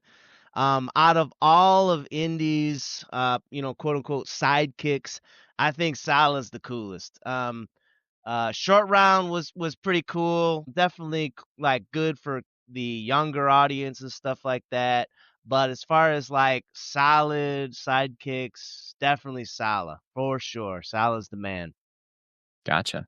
How about you, Bobby? Yeah, What are your he's thoughts on definitely my Salah? favorite. Definitely my favorite. And he's got connections and he's like, let's see, solid with loyalty, right? He is like going to be loyal to Indiana, and we see that through the movie. Yeah. Well, heck, even in the franchise, he shows up later in the Last Crusade, and I think it's just great that continues to roll with his character, to show loyalty. I mean, anytime that Indy's in Egypt, he goes checks out his friend Salah, which I think is fantastic. How about you, Tim? Any thoughts on Salah? Yeah, I mean, it's just a great character. I mean, it's rare for me to actually see a kind of a secondary character like that I'm almost like, I wish there was more of him in these films. I just really enjoy his presence. And I don't know, maybe this is good. Maybe leaving you wanting more is the perfect mix. Maybe if he was added more, it might lose some of its magic. But I think John Rhys-Davies he does such a great job. I love him in everything. I mean, I loved him in The Lord of the Rings. I was a big fan of him. He was the only reason I watched Sliders. I loved him in Sliders. And he's in one of my favorite cartoons. You know what cartoon? I mean, I guess he's done a lot of voiceovers, but he is Man Ray in SpongeBob SquarePants. He is the bad guy for their not Aquaman. What is the the superhero's name in that? Yeah, Mermaid Man. He's Mermaid Man's villain. Yeah, Mermaid. yeah. And Barnacle Boy. That's their arch enemy is Man Ray. And he does the voice for that too. He's just great. He's just such a good actor. He's so charismatic. You just can't help but like the guy. He's like that uncle you just wish you had. I could just talk to that guy for hours, I think. Well, we mentioned Salah. There's actually another character that shows up in that sequence too, and that's the little monkey. We get to see this. We establish this little monkey character that kind of shows up in the movie and makes friends with Marion right away. And we find out that this monkey, he means some monkey business. He's gonna be like spying on them. And I just thought it was funny that you can kind of see a little bit of George Lucas's appeal towards kids with the monkey character, because you kind of get that same feeling that you would get from, say, like an Ewok or a Gungan, with them trying to anthropomorphize this poor little monkey in this movie. I just thought it was an interesting trope that you can kind of see from George Lucas. But the monkey, aside from it, he's kind of, I don't know, kind of humorous. He's also got that what's the word I'm looking for? Bastard. He's a bastard. Yes, that's it. Because you get to see that he's working for the bad guy. He's apparently, I thought that this monkey was the same monkey from Pirates, and apparently it's not. That's like a different monkey. It's that was like a chimpanzee or I don't know what. No, not a chimpanzee. It was some other type of monkey. But this one is Crystal the monkey, and he was in 2 other notable movies. Eddie, All right, what were those? All right, so he was in Night at the Museum, The Hangover Part 2. Those are the ones that he was in. But yeah, the other monkey, I can't remember his name, that was in Pirates of the Caribbean. But yeah, that one is also super famous, though. That one's in a bunch of movies as well. I was shocked, though, because this is 81. Hangover Part 2, that's like 2000s or something, you know what I mean? So this monkey kind of old. Well, they age. They can, I didn't realize that, they're well It got taken smarter care of. over time and was able to get more time on the tape, like more screen time. Yeah. I'm not doing this for scale. Right. Call my agent. I thought Lucas did a great job with that. I mean, that was, like a lot of the really cool shots we get, Lucas actually decided to do a little of the second camera work on that. So those were pickup shots that he did. And he's actually the one that had the idea of getting him to do the Nazi salute. And I guess they really had to work at it. They finally got him to do it. And you're just like, wow, that's one evil monkey. Look at that. Yeah. He's got the Nazi salute going and everything. And I remember when he finally dies, I'm like, oh, that's so sad that monkey dies. And my wife looks at me, she's like, why that? He's a bastard. Like, he deserved to die. He's evil. I was like, that's an evil It's monkey. like karma. I guess my, yeah, for sure. I was like, I guess my sadness is wrongly placed here. Well, yeah, and the monkey does give away Marion's location when they're out and about, and they're getting chased down by the Nazis and the locals. And we kind of get this really cool sequence with Indy as well, fighting these guys and trying to save Marion. And poor Indy, he's sweating. He doesn't have his leather coat on, so he's not cool that way. But he's like sweating and he looks tired, and he's been fighting all these people. And suddenly he shows up, and there's this big, tall dude with a giant sword. Poor Indy, he just looks tired. Like, you'd almost think that maybe the actor was sick or something. And instead of fighting the guy, he just kind of thinks smart and pulls his gun out and shoots him. So did you guys know the background to that whole scene? I actually do. Okay. You want me to tell it? I think I kind of teed it up for you. Yeah, but you did. the floor's all yours, Tim. So you're right. So the whole crew, except for Spielberg, at this point in filming, has food poisoning. They are sicker than dogs. They got a hold of some bad food or whatever. And Indy's supposed to do this long, drawn-out fight with them, use the whip or disarm him with the sword, the whole thing. He tries, and you can see the sweat. Like, that's real sweat. The dude's he's just puking, sweating profusely and stuff. He's like, nah. He just walks up there, roll the camera, pulls the gun out, just shoots him dead. That's it. It just walks away. They're like, yeah, that'll do. We'll go with that. So yeah, that's not him acting. That's just him like, I got it in me, man. So I'm shooting this guy and I'm walking away, go back to my trailer. Which, they kind of do a wink and a nudge in the sequel or the prequel when Indy has to go fight the guy on the bridge and he goes to grab his gun and his gun's not in his holster. Yep. That's because Spielberg goes, I want to get that fight out of you. And that was pretty good. I did enjoy that. So, but yeah, so with the whole sequence of, Marion being captured and, Indy has to try to track her down. He's tipping over baskets and he's running through all these back alleys. I thought this was a really cool action sequence. It kind of conveyed the movement of the story. We see the heroism of Indy. And you get kind of like this feeling of, will he save the maid, the woman in distress? What did you think about this whole sequence, Bobby?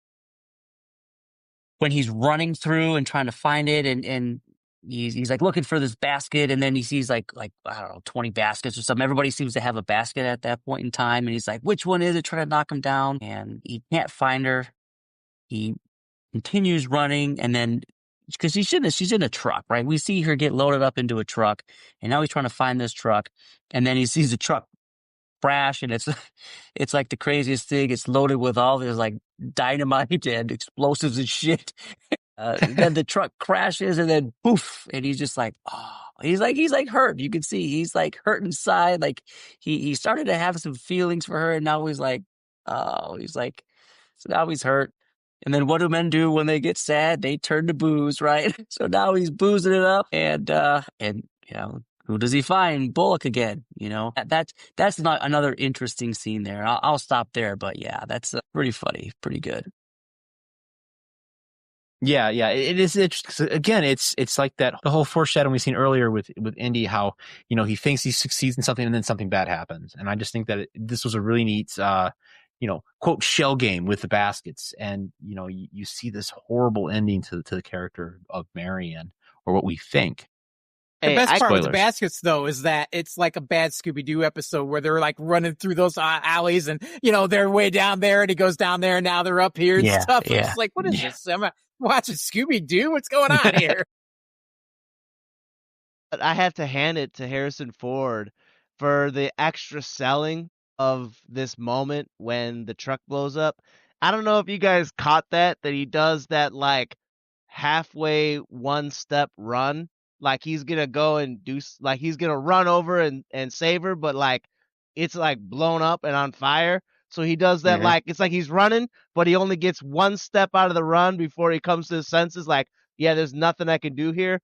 So I have to hand it to him. That was a cool like way to sell this, this emotion that Indiana Jones is feeling, the character. So I thought that was it's a subtle scene of range for Harrison Ford. But yeah, and as Bobby said, he's mourning the death of Marion, and he's at the bar and he's drinking, and he runs into, he is summoned by Renee Bullock, and we see this neat little debate, because he's down on his luck. I mean, he's ready to cash in his chips. He's like, "You ready to go see God together?" kind of thing, and that's when like the entire room just kind of turns all their guns on him, and I'm like, wow, that's something that you see a lot in a lot of different movies. I thought that was a pretty cool trope. I'll also, like, whenever that happens in like just about any movie, you hear the guns click when it's like all they did was whip the guns out. They didn't like, pull the clips and put them in and lock and load and stuff, but you always hear that sound. But that sound never is made when you whip a gun out. That's just not how it works. I want to add something here. Right. In that setting, in that scene where he's, sitting at the table, he's now talking with Bullock. But in these times when he sees Bullock is very excited to see Dr. Right? He's very cheery. He's happy. He's like, "Oh, Dr. Jones, have a seat." And like when he's Sealing the Idol, he's like, "Dr. Jones." Oh, so he's very happy. And we see as we watch the movie, it changes where he's not so happy anymore as these events come. But that's one where he's still happy. Bullock is still excited to have this talk because I'm going to take something from you. I'm going to use you to my benefit in some way. We'll talk more. We'll see. It does change. Well, I think there's a reason behind that, because if you really think about it, Indy says at one time they were friends. And the reason that they stopped being friends is because Bullock took credit for something that Indy wrote. Bullock's whole career is based on not doing actual archaeology work himself, but following Indy around and figuring out what he's up to, then waiting for him to do all the work, and then stealing it from him at the last moment. So he's always happy to see Indy because it means a payday's about to happen. Every time. Every time. So you're saying that Bullock is upper management? Yeah, I think so. He's always after those TPS reports or whatever. Yeah. Hey, I gotta put it out there. I know you guys like to call him Belloc. Me personally, I like to pronounce it Belosh. But you guys do what you guys want to do. Belosh. I'm sorry, I can't keep up with your pinky out ways, sir. Your fancy pronunciations. Over in Egypt, we pronounce it Belosh. Belosh. Belloc. We're dumb Americans. We can get away with mispronouncing French names. Yeah. And speaking of the French and someone coming in to save them, the children of Sala come in and they save Indy, and I'm like, that's pretty slick because nobody in their right mind is going to shoot at children. But why are all these guys laughing? Like all those kids come in and the guys are like, they're all laughing at. I'm like, that's a really weird response for somebody they were about to shoot 2 seconds ago. Right. I think it has to do with that they're making fun of his masculinity because he couldn't take these guys out himself. He had to have children come in and save them. Okay, I can get on board with that theory. Yeah, I even thought it was funny. I thought it was a really good scene. I liked it, and I especially liked the way that Sala framed it better than the U.S. Marines. Yeah, that was great. So of course Sala. It's gives his condolences to Indy. He's like, "Yes, I heard about Marion," and then that's when he tells him, "Well, I have a guy that's looking at your headpiece. Let's go talk to them." And that's when Indy kind of like, I don't know, his whole demeanor kind of turns around more because that's when we learn that the headstone has a secret that not only do you have a specific height of the staff, but you actually have to take a little bit off of the staff. So that's when we learn that the Nazis who have a copy of the headpiece, but not the full copy, are actually digging in the wrong spies. And then we get another great line that I love from Sala because, the one-eyed monkey owner decides to poison the dates. And the poor monkey, he's snacking on those dates and he dies, but not before Indy's able to throw one up in the air and Sala catches it mid throw and goes, "Bad dates." For sure. You guys ever eat dates? Yeah. Yeah, I've had them before. Yeah. I started eating dates a couple years ago, and I have some that are like pitted. The ones with the seeds in are way better, but they're quite the treat. I didn't know that. And in this era, this time period of, let's say, Cairo, where they're at, that is the very popular treat. It's like good for the movie. They're like, yeah, we're gonna have what we would normally have, Some local. local Yeah, cuisine. thank you, local cuisine. Yeah. I like that they sell it too, which he's like, well, what is that? He's like, a date. You should eat it. They're really good, because it's such an exotic foreign food that Marion's never seen them before. So that shows that the world market hasn't brought these things to all the shores yet. Yeah. Now, speaking of dates and speaking of actors that are like young, did you guys happen to know who the house servant to the Aman was that had prepped the dates before they were poisoned? No. You know He's a what? short- He did look super familiar. Is that the dude who played as like the Oompa Loompa or something like that? Yes. Bro, that's crazy. You might also recognize him from The Never-Ending Story as the snail Mhm. driver. Yeah. Yeah. I believe the actor's name is Deepak Chopra. But yeah, it's very young here. I think he's like maybe 12 or 13 years old. But yeah, it was kind of neat to see him because, he has that actor that has a prolific career in, small bit parts. It's basically in every movie from now until last week. I would like to say, before we get too far away from this part, this section where you have Salah's friend looking at the, basically the staff topper of Ra there. There's a scene that they cut out that I really wish they'd have left in. And this is the part where, so on one side of that, as we just discussed, it tells the measurements of the staff. On the flip side of that thing, it says, do not look or touch. And he warns Indy, like, do not open it and look inside, and do not touch it because it will kill you. And I think that's so important because we never really understand how Indy knows this unless he reads the back of that. And I think the other important part is that you guys brought up is that they have a copy of it, but do you remember how they get their copy? It's Yeah. because it was burned on the guy's hand. Yeah. So that's why they only have the one side and they don't know about not looking at everything because they don't have the reverse side to read. So I thought that was really interesting. And I felt like they should have fleshed that out a little bit more. The copy in the hand, you can pretty much deduce because you see when he does the Heil Hitler, he's got it in his hand. So if you're thinking about it, that part comes true, becomes self-evident. But I feel like the other part where Indy knows that he's not supposed to look at it is never really explained, and this is where it was done, and they completely cut it out for some reason. I don't know why. Yeah, that's a good point, man. The only thing I ever attributed his knowledge of that was when they pointed it out in that scene where they had the army intelligence kind of laying it down, and he's like, yeah, this is the Ark, and he pulls out this, like, I don't know if it was a Bible or something that had pictures or whatever, and it showed the Ark being open or something, and lightning or fire and brimstone, he describes it as, is killing everyone. I only assumed that it was something like that he kind of like guessed that you shouldn't look at it, but it definitely would make more sense to have just like, I mean, what would it have taken? Maybe 30 seconds to include that? That would just been so much more like fulfilling to know where that came from, Yeah. Yeah. Yeah. I mean, there's some things I think we just decide to let it go in this film because it's so fun and you don't want to think about it too deep. But when you start to really watch it and think about some of the stuff, you're like, well, that seems like a little bit of a plot hole there. Not major, not enough to kill the movie, but enough that it still seems important. And to know that there was a scene where that was in there and they pulled it out, now it makes no sense. Like, why would you do that? Even for pacing, again, like you said, Rick, what is that? Like 30 seconds or less worth of, film that you could have left in? 2 lines of dialogue. Yeah. As I like to say in Big Bang, it changes the whole dynamic of the film, that 30 seconds.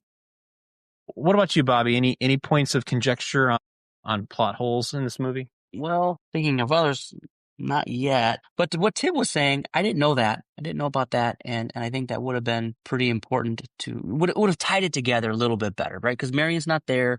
She wouldn't know to do that, so he's like, don't look. And then, yes, to what Rick said with the book, like, they're all kneeling.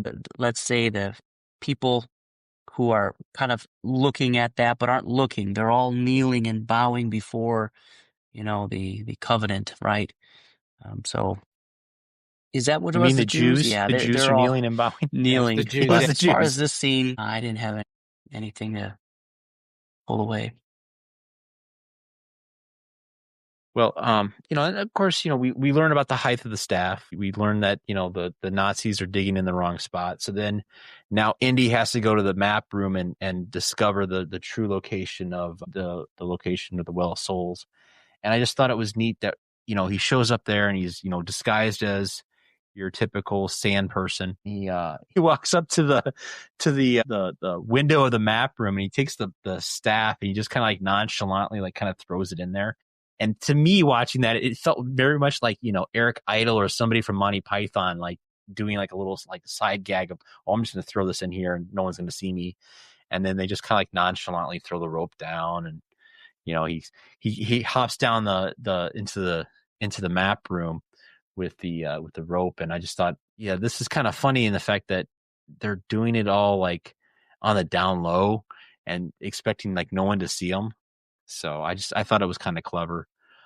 What did you guys think of the whole map room and the reveal of where to place the staff and how cool that little effect was of the light coming through the headpiece? You got Yeah, any so thoughts I on thought that, it was Bobby? really cool. What I didn't understand is he's sweeping away the dirt to kind of find like where to put this staff because there's a bunch of holes lined up. And he mentioned earlier, like based on the date where you would put it, but didn't really say how he determined that. Right? If there was something that he was able to read to say it's got to go in this spot, because we know it wasn't in the right spot with Balash who did it, but something got him to do that, and at the right time, yeah, we see this laser pointing in. It was like, wow, there it is. Like, yeah, and I think they did good, but I would have liked to see how did we come up with that. Gotcha. I want to say that I think was when he's looking at it, because he kind of starts looking at the hieroglyphs on there. And again, this is just me kind of guessing at this because I don't know for sure. But he takes that one section and he wipes that whole line away and he looks at it. And I'm pretty sure whatever those glyphs say is what tells him where to put it, because then immediately after that, that's when he places the staff. So I'm thinking that whatever that line was there, that was the key to it. But maybe if he either had some, inner dialogue, like a little voiceover, or if he had just mumbled while he was doing it, it might have helped a little bit with that. So I actually took the clip and I plugged it in to Google Translate with the AI for the hieroglyphics, and it said, go to this hole right here, and there was like a arrow and stuff. Nah, for real though, it was the sound, yo. It was definitely the score that really brought this whole scene together. At those certain moments when the hooey dooey stuff is going on, you got the supernatural things happening, and you have that music. It's that very iconic Indiana Jones, not the theme, but I wish I knew exactly what part the score that this was titled, but that section plays every single time in this movie when something like that's going on, and it really piques interest, and it tells you that something serious is happening to the plot, and it has to deal with the Ark of the Covenant. So that's, agree. for me, was the thing. It's the light and the sound together that sells that. Yeah, whole yeah, thing, yeah. Otherwise, Good, it would seem kind of boring if it was just like, he puts that staff in there, it's like a little light coming through a magnifying glass, like, oh, that's just like when I burn ants, it's just, but it's like, whoa, it gets very angelic, things like that, and it's got that light coming through, and it doesn't just come through like a little bit of light, it's coming through like it's a freaking laser, So it was a laser, right. Yeah, it totally sells that scene completely. Well, and again, with the sound effects too, not only the score, but you also have the sound effect that's almost like an 80s laser beam sound of the beep. Laser beams. Yeah. So, yeah, I would say I think Spielberg and Lucas teaming up together kind of really defines, the genius of the filmmaking of this. Because you have Lucas's creativity and you have Spielberg's knowledge of filmmaking and storytelling that I think just kind of like combines real well, and it's really seen in just how they use the sound and the music and the story and everything to tell this sequence and to tell this whole story, and I think it's just fantastic. would say it's a triumvirate. You know what I'm saying? You got the two of them with John Williams. You know what I'm saying? Yeah. Yeah. Because they John Williams. knock it out of the park with Jedi. Yeah, with Return of the Jedi too, you know. Anything John Williams does, he knocks out of the park. I mean, that guy is basically the Spielberg of orchestra. I mean, that's what he is. Fine. I defy you to find me one film that he scored that wasn't awesome. I mean, the story might be bad, but the score was awesome. Speaking of Jedi, look, I get it. When you're watching this, it might not yet be out, but Return of the Jedi will be out in a few months if you're watching it as soon as this posts, because Return of the Jedi should post 2026 in May. Is that right, Matt? May, June? Yes. So there you go. If you're watching it 2026, May or June, don't forget Return of the Jedi. Well, at least he got it right this time. Yes. Now we'll All see if we right. can remember that when we actually try to do the movie. Yeah. So after we get the location of the Well of Souls, and he jots everything down in his diary, he manages to get back out of the map room. But I noticed that just before the hand, he like snaps the staff in half and like chucks it to the side. At that point, why even bother? I mean, you've discovered where it was at. Is he really afraid that someone else is going to come in there with the staff and find it? I mean, they don't have the exact heads piece. You still have it. You just broke the stick in half. That's what I don't get. Yeah, because you can't take that thing back together and make it, the appropriate height again. It's like snap a little bit off the top, take it with you. They keep them guessing. But yeah, I don't know. I mean, it doesn't matter if they don't have the original headpiece because it's going to work either way. It's just the height that matters. But again, I agree with you. It's kind of weird that he just left it there. You know what you just said? I never thought about it. What did they take that other dude's hand and put it up where that top of the staff was, and then be like, all right, hold your hand Spread right. your fingers a little bit. Spread the Steady. fingers. Get the light through. Now this is going to hurt for a second. Jeez. Bring your Bayonetta over here, Hans. But when he gets out of the map room, he's kind of like sneaking around trying to get out of there, and he walks into a tent. He sees that Marion is alive and that she's being held prisoner by Belloc because, again, Belloc takes things from Indiana Jones.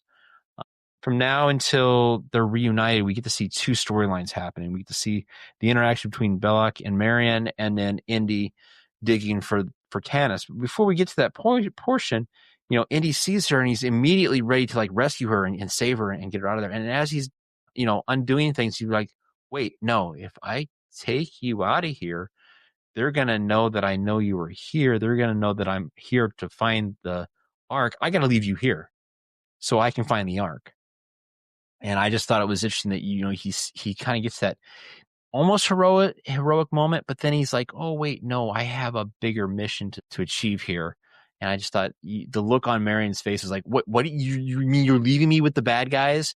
I just thought it was very much a cool relationship situation between these two characters. Yeah. What did you think of that? Yeah, that was a good moment there where he, as much as a ladies' man he is, he wants that Ark and he's got to get it in a museum, right? And he's like, nope, you are not the priority. And I'm sorry, I'll come back for you.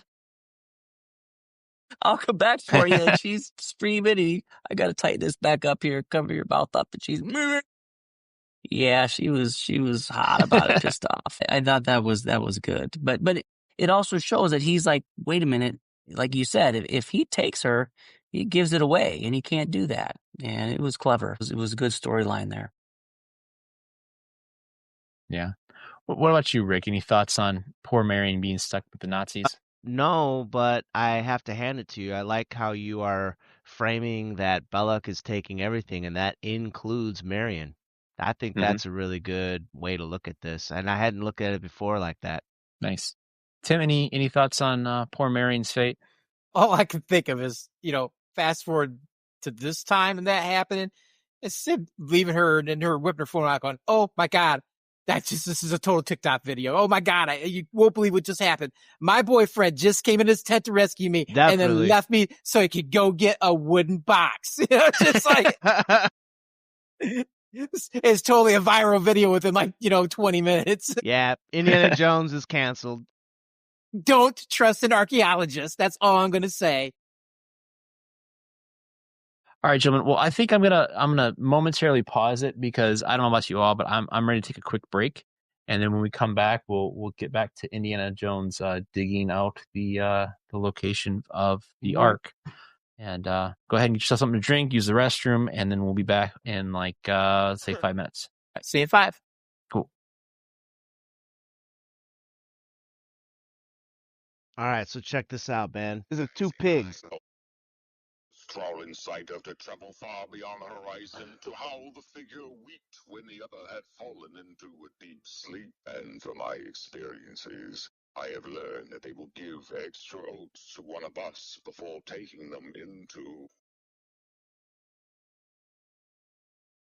This is like the coolest shit. Have you guys heard of No, this I shit haven't. before? No. It's animated too. It's two pigs inside a pig pen talking to one another, talking about like the one pig is getting the oats, saying that the other pig is a like conspiracy theorist, and then the one pig is like, "No, brother, you will be devoured by the tall, skinny ones." Here, I thought you were watching Animal Farm or something. It basically is Animal Farm. Yes, it's so fucking funny as hell, man. Tony showed me that shit like last weekend when we were going to the LodgeCon, actually. Well, the nice thing is we're moving on to the, I would say, the downside of the film, like the downhill side. You know, action's going to ramp up. We'll hopefully won't take nearly as long going through this bit of the film. So I know I've taken up quite a bit of your guys' time this evening. Isn't that part of it? Like, nothing was taking time, but this is the event. This is the process. Yes. Except for Rick, I'd say Rick took up part of my time. That being fucking late. Yeah. dude, I'm like almost never late, man.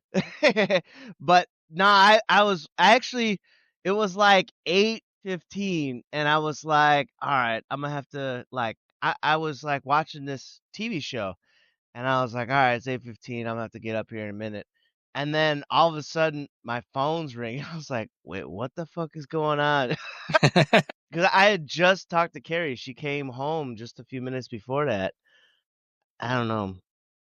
I've been falling asleep earlier and earlier, man. But I wake up early as fuck, man. I wake up sometimes at like 3 in the morning and shit, you know? It's the whole time change, man. Yeah. That and it gets dark earlier, so your body's already starting to get that circadian rhythm of going to bed early. Yeah. Sorry, Bobby. No, I interrupted you on something. No, we're just joking. It was a little poke at Rick for being late.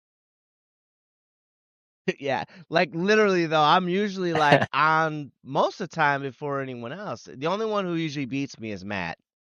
Yeah. I usually like to get on a little early and make sure my microphone's all set up and everything, and then Rick pops on and he's like, "I can't hear you, Matt. I can't hear you," and I have to reset everything again. Yeah, there's little snafus with the studio every once in a while. And now Tim's out pinching a loaf. Oh, as long as he doesn't pass out. That actually happened one time. We was over at his house playing D&D or something like that, and like he's like, "Yeah, I gotta go to the bathroom," and like he was gone for a while, man. Do you remember that, Tim? We was like, I think we were playing 4E. He was gone for a while, and then I was like, Mitchell, what happened to your dad? He's been gone for a while, and like you had been passed out in the bathroom. Because we were gaming super late. We were gaming super late, man. It was like, I think it was like 2 in the morning or something. Yeah, I was super late. I was like really tired. All right. Well, we are back. We've been recording ever since, so didn't stop the recording. So here we are. 2 hours and 7 minutes is where we'll have to pick it up. All right. So Marion's left to her devices with the Nazis, and Indy and Sal's crew start to dig.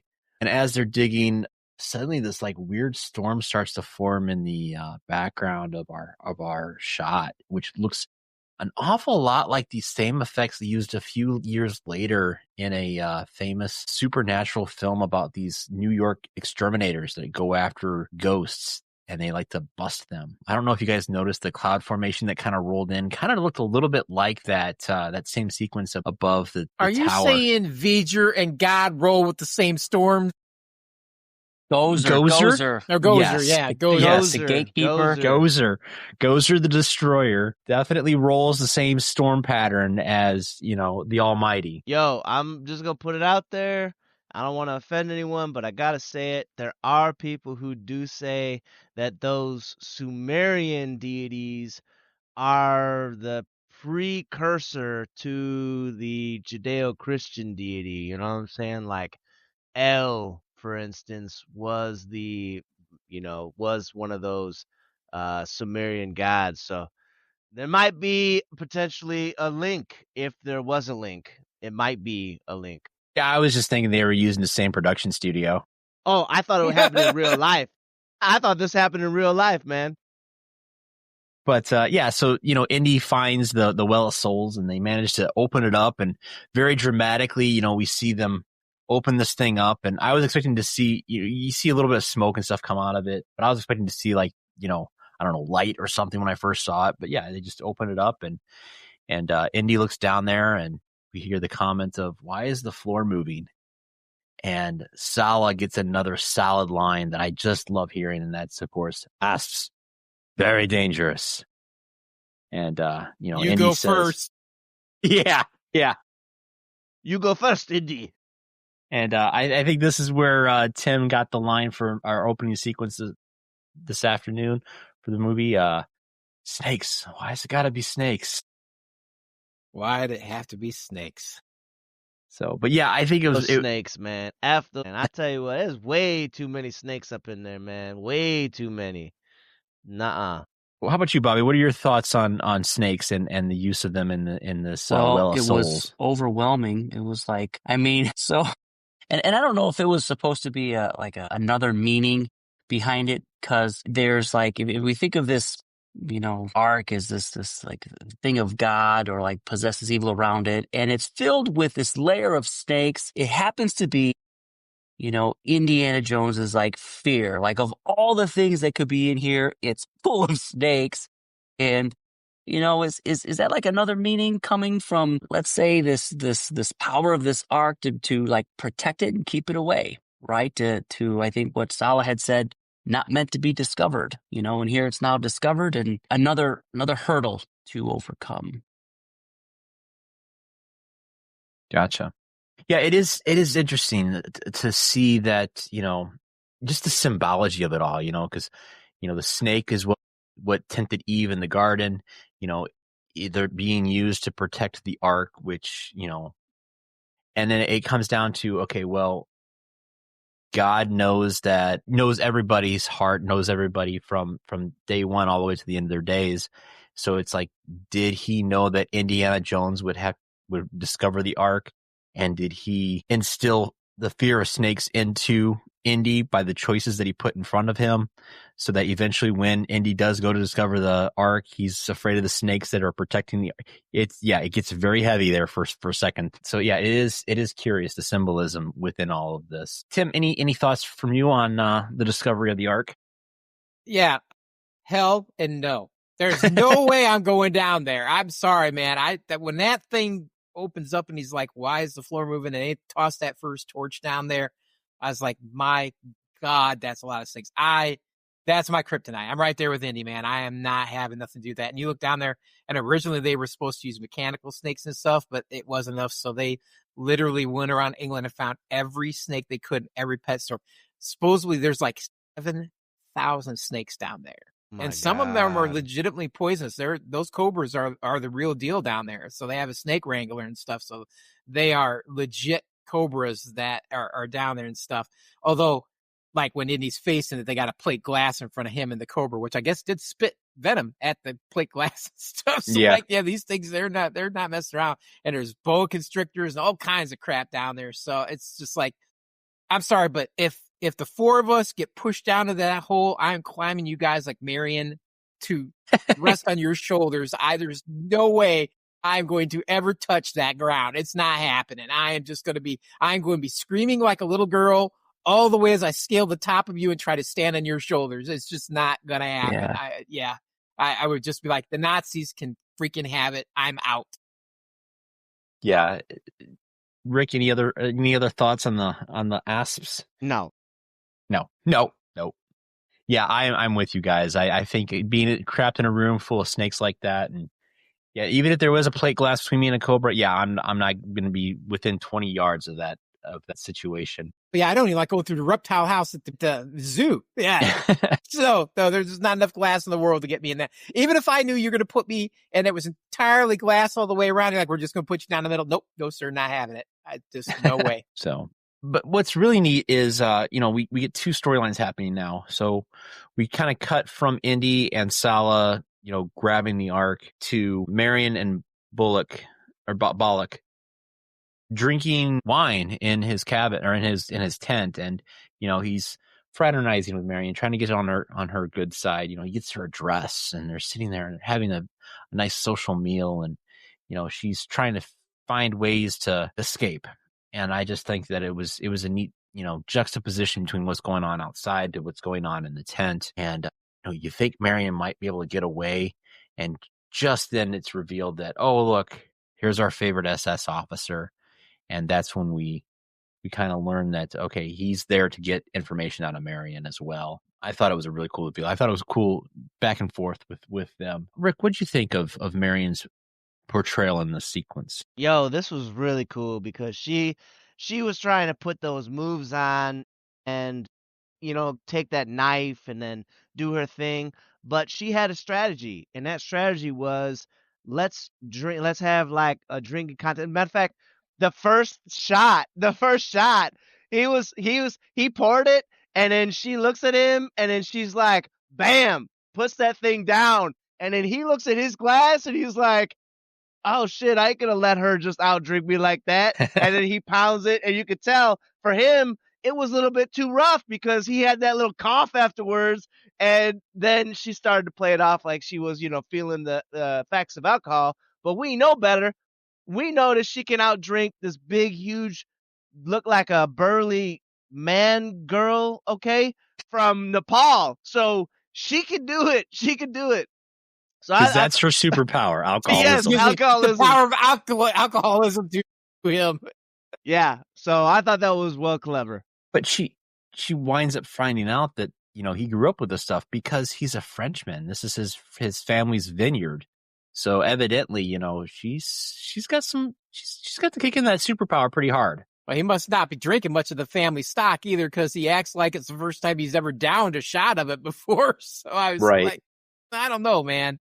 But it looked like it came out of a wine bottle, but judging from how coarse that it hit him, it must have been something stronger than wine. I don't know. Yeah, I'm not sure something what stronger, that was. like a mead of some kind, or yes, definitely a higher end alcohol content for sure. Yeah. Maybe a French vodka.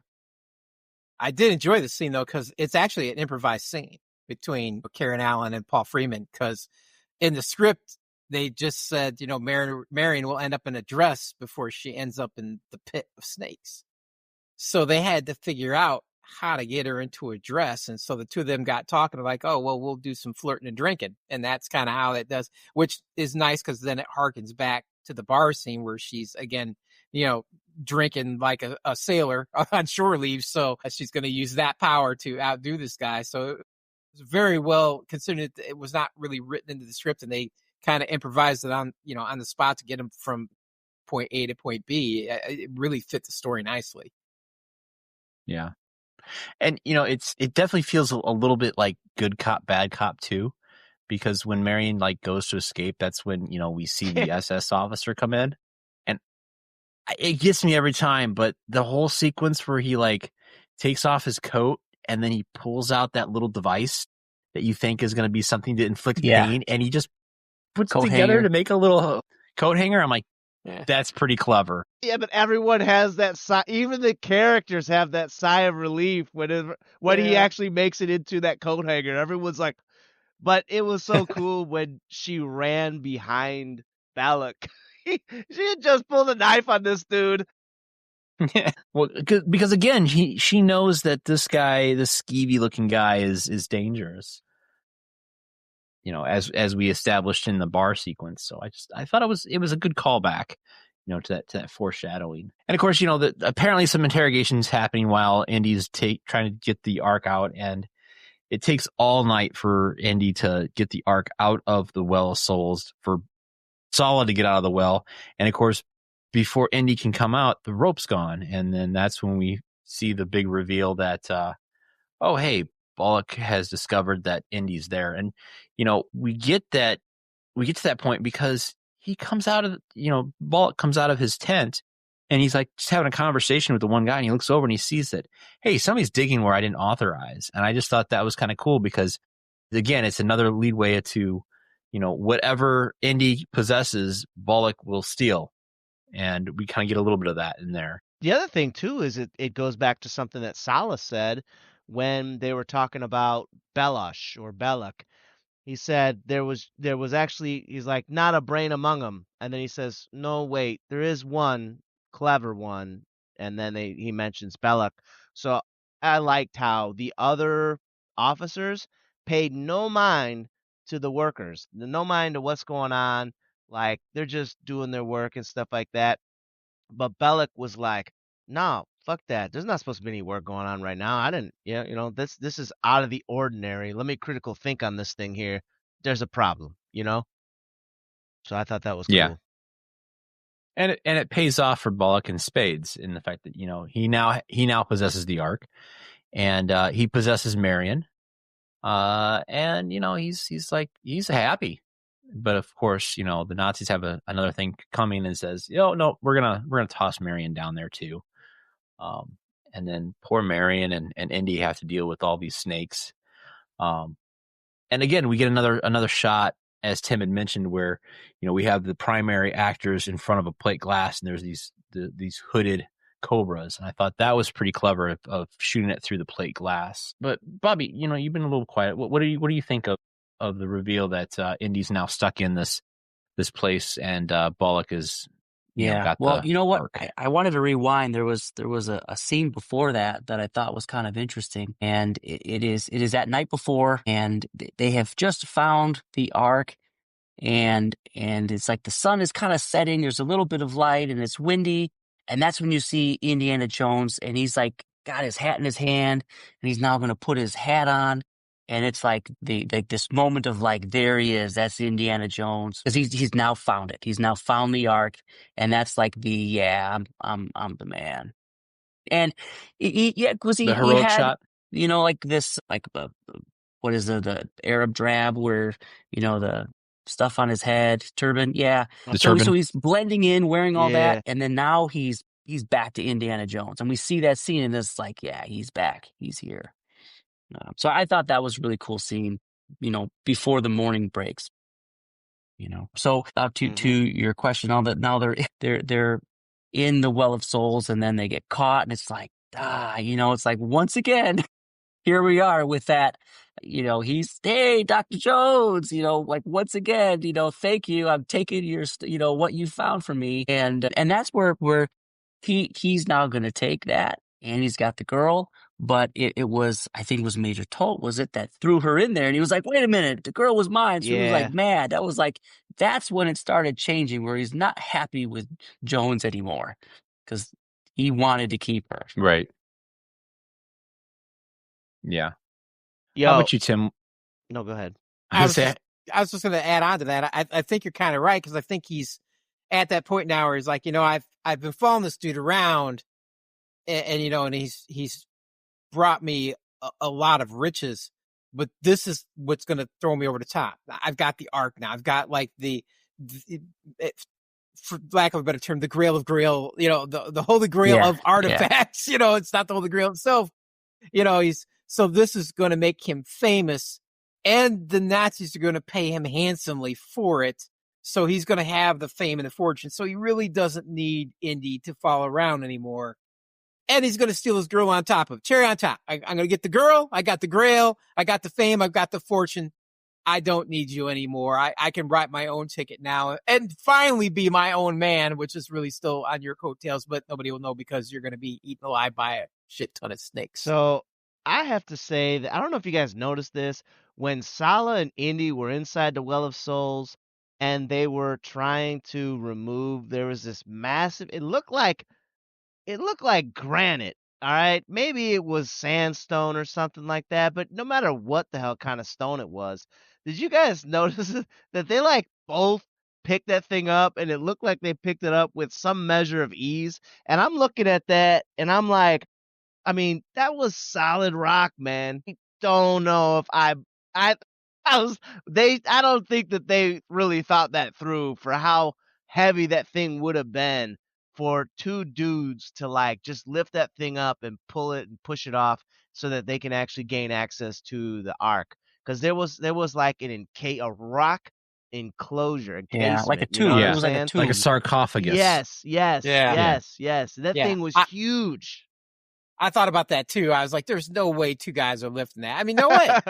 Maybe if it's like Stallone and Schwarzenegger, possibly. But I mean, don't get me wrong. Indy's, he's not a weakling, but he ain't exactly the strong man, as far as leading men go either. I mean, they did grunt a little bit, but yeah, it definitely looked heavier than two. Dude, if I lift that thing up, all you're going to hear is, that's my I hernia thought they right there. slid that off though. We've seen the crowbars from the night before, but I thought they had slid it off, and you could hear it like scraping, the stone scraping. Oh, and then it was like heavy, but it was like thick Yeah, though. maybe. Yeah, it was like really thick. Because I remember how thick that was. I'm like, dude, I'm a pretty strong guy, and I'm like, I know what fucking way I'm even moving that thing, man. I probably wouldn't even budge it, honestly.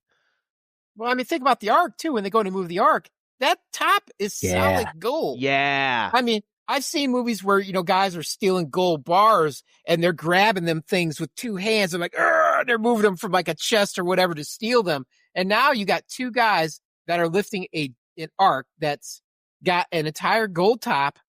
And then it's got to be some kind of, I'm guessing it's not wood. It's got to be some kind of stone, actual box with two giant stone tablets on the inside of it. You know how heavy that thing's got to be? And it's two guys with two sticks picking it up. It's definitely not wood. According to the schematics that I've heard and seen, it is no wood in there. There's no wood. It's gold and stone. Yeah.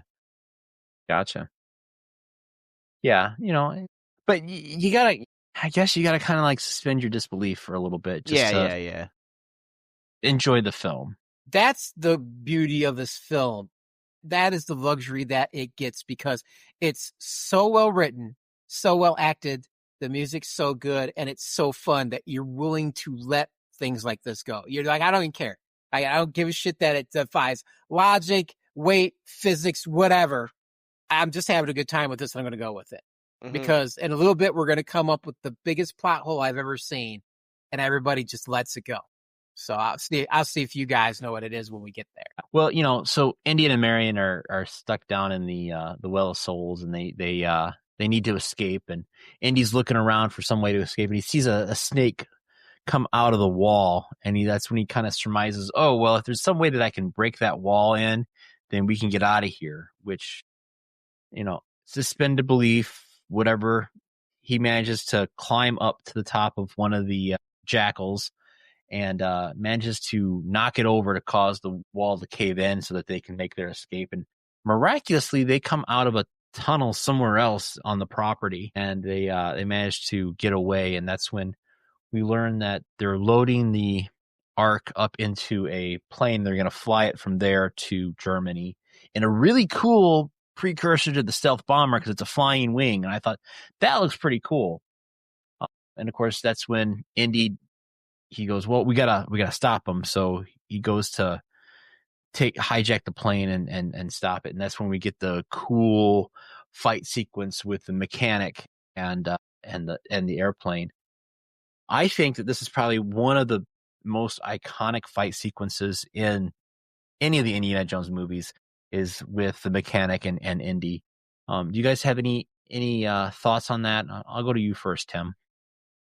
I mean, yeah, it's so iconic. I mean, first, the flying wing is really cool. It's not a real plane, but there were Nazi designs for such things because that's where we got a lot of our stealth technologies by studying their stuff. But outside of that, I mean, it's just a cool scene. That whole fight scene between him and this giant brute. And the coolest thing about it is you can go to Disney and relive this in the Indiana Jones Stunt Spectacular. So I've gone and seen that a couple times, and it's just like watching it in the movie. And in fact, I think that mechanic guy was actually in it for quite a while. I think he was actually part of it. He would go there when he wasn't doing movies, and he was part of Stunt Spectacular. So well worth seeing. If you're ever there, you should go check that out. I don't remember if it's in Disney proper or if it's in what I like to call Hollywood Studios. MGM, but Hollywood Studios, it was MGM back in the day.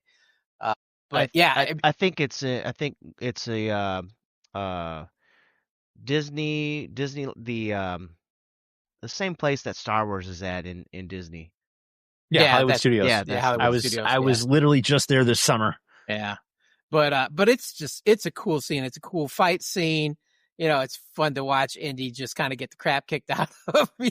It's always entertaining to watch that, and him just keep getting up and kind of doing the huff and the cliche Harrison Ford, kind of acting tropes that he likes to do, his little things that he likes to do as a character actor. But it's just a fun scene. How about you, Bobby? What do you think of the fight sequence? The chance to go up against the same guy twice. Funny when I see him, like this guy, he's like getting ready for the fight. He's like, I'm going to waste this guy. I'm taking my shirt off. But the character, if you guys remember video game Mike Tyson, I'm like, this is Soda Popinski right here. All right. Like, that's what he looks like. And he's like boxing too. Like, yeah, that's this guy. But, in addition to him, and the fight scene was cool, is we also have that side piece of Marion in the scene, and she's like messing things up, right? She pulls the chalks off the plane. Now the plane's turning around. It's adding more chaos to the fight scene, which is great. And then she's like messing around by the controls of the cockpit, and she's actually doing good, shooting things up, and then gets herself locked in. And it's like, she's adding more drama to it. But I thought it was really cool on how it unfolded. And then at the end, it created enough of a problem to foil the plan of being able to fly this thing away. It blew the whole freaking plane up, and then back to Belloc. Now Belloc is mad again. He's like, Jones, right? He's like, Jones, he knows that something is going on here, and he's not so happy anymore. I thought it was well put together. Yeah, it is neat to see that. Okay, this is definitely the turning point where Belloc is no longer happy with Indiana Jones. I totally pick up on that. So, Rick, any other thoughts for the sequence? No, it's funny that Bob said all this stuff about Marion. I said the same shit. Like, she's fucking it up, but she's also kind of like haphazardly helping, but also fucking it up at the same time. And I also thought that the German mechanic reminded me of a video game. It wasn't Soda Popinski. I was thinking more along the lines of some character from like Street Fighter, because there's this scene where he's unbuttoned the right before the scene really got started with him starting to box. He actually like unbuttons his shirt and takes it off. Like that was his intro for the fight, like just like all fight, like during those Street Fighter intros, they all show up. They have their little motion, their emote, and then the fight begins. And that was his emote. He was taking his shirt off, getting ready to go, and now fight. And nice. I know that plot hole that you're talking about, Tim. The plot hole is Indiana Jones would never win in a fist fight against a German mechanic. Was that it? No, I know what it is. It is. I'm messing. We're not there yet, but when we get there, I'll let you know what my thought is on that plot hole. All right. Okay. All right.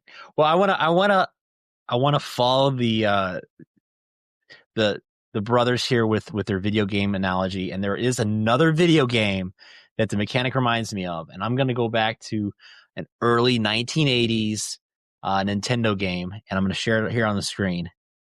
It is Karnov.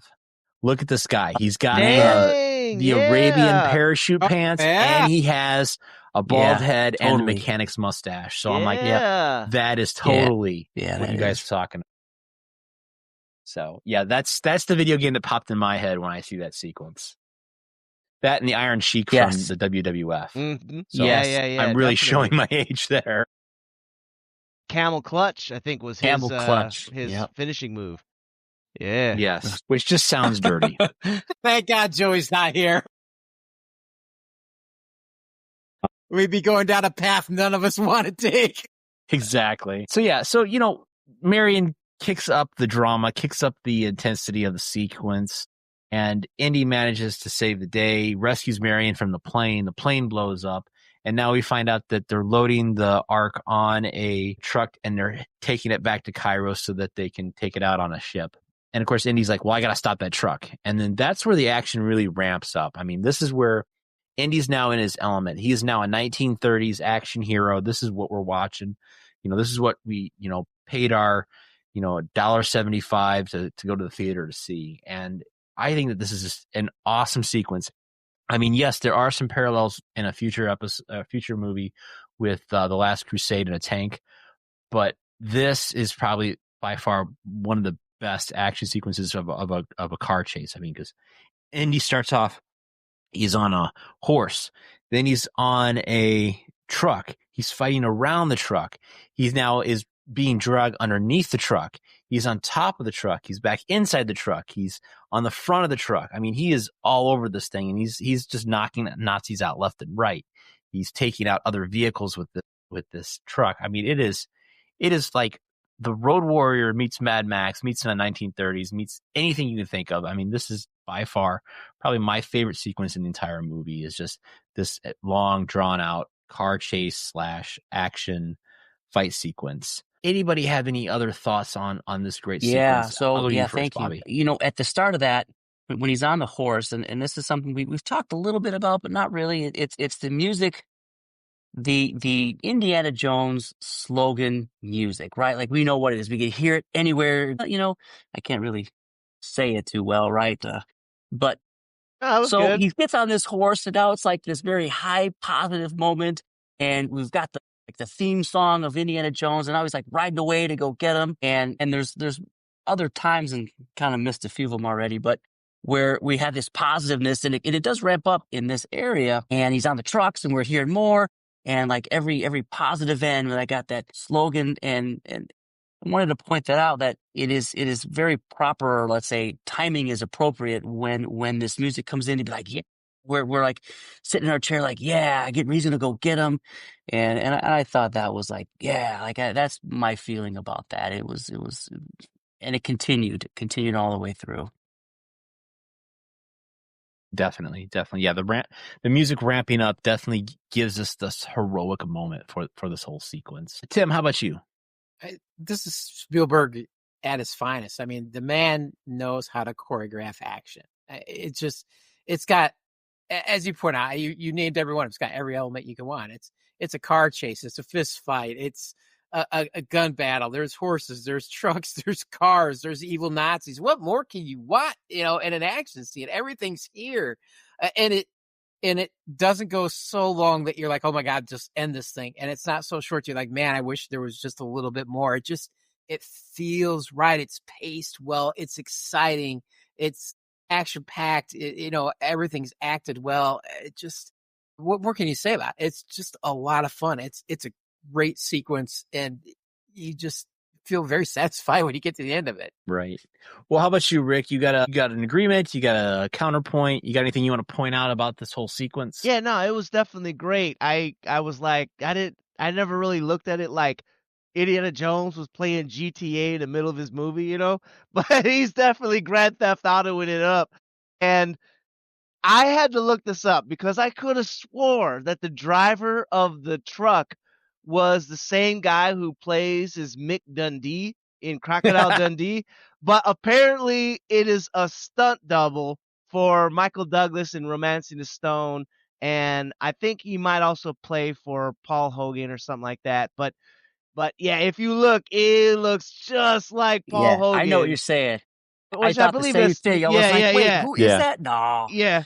And because he was putting up quite a fight, crocodile? Too. He was really like holding his own. Yeah. Yes. Yeah. And yeah, it was cool, man. I mean, it worked and everything, but those Germans inside that truck took a long time to mobilize, man. Like Indiana Jones was fighting these dudes in the cab for probably like 20 minutes and stuff before the people in the back of the truck were like, hey, maybe we should go and see what's going on, because we all saw Indiana Jones ride past in a horse, and our truck is right, getting hijacked. right. You know what I'm saying? Like, which it was cool and stuff, but it's like, dang, bro, these are definitely not the SS Nah, troops, well, okay? No, These are the B team right here. put yourself in their shoes. They're like, man, this job just keeps getting worse and worse. Now these guys are going to want me to get out of this rolling truck that's driving at unbelievable speed, swerving all over the place, climb my ass around the truck and work my way towards the front to fight this lunatic. Oh no, man, I don't get paid enough for this. That's not happening at all. All right, so I have a quick quiz question for you. There is a particular sound device used in the sequence. Do you guys know what it was? Oh yeah, it's the Wilhelm scream.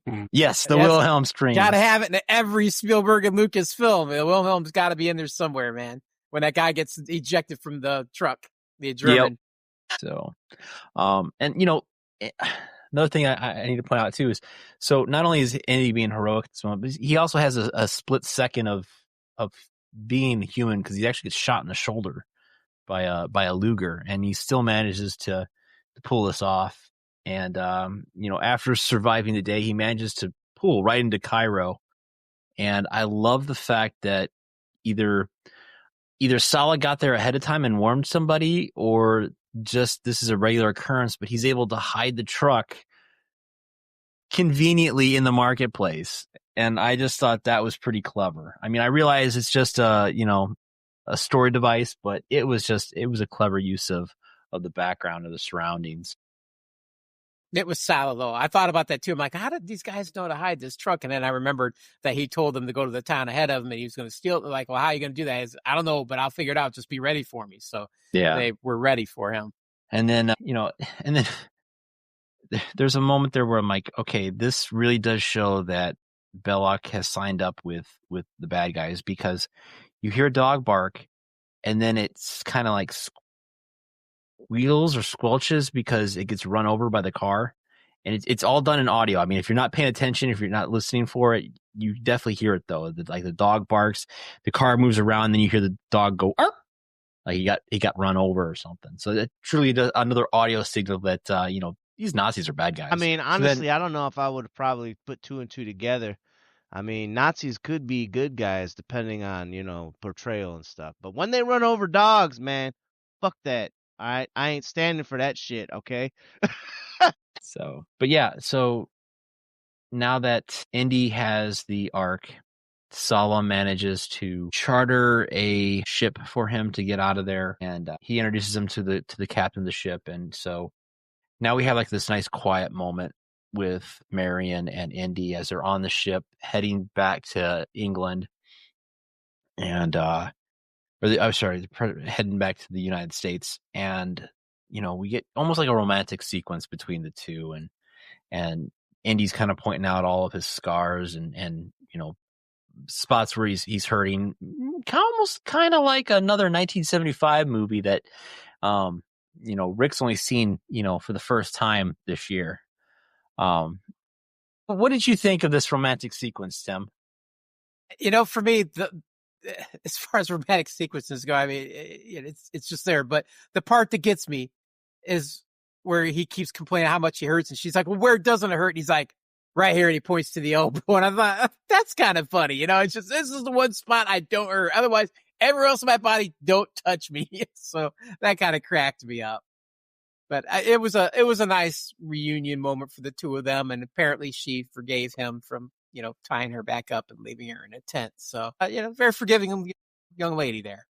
Yeah. Well, Bobby, what about you? What do you think of everything that's happened so far? Any thoughts on the captain or the ship, or this romantic moment between our two characters? I think they get on the ship. They appear to be safe. Like the captain's like, yeah, we're gonna take care of you. Then they're on the ship, and yeah, the kiss my elbow, and then where else here, and then she's kissing him on the lips, and next like he passes out, and I thought it was appropriate because this guy was like busting his ass, like he's like running around like everything you can do, jumping in and out of the truck, on the ground, like he's pulling himself up with that whip, like he's like, of course he's gonna be practically dead tired, and she's still fond of him, right? She's like ready for the break, but it's not over yet, and I thought it was pretty funny, like a nice little chuckle that she was interested in maybe a longer kiss and then some, and then he was just out.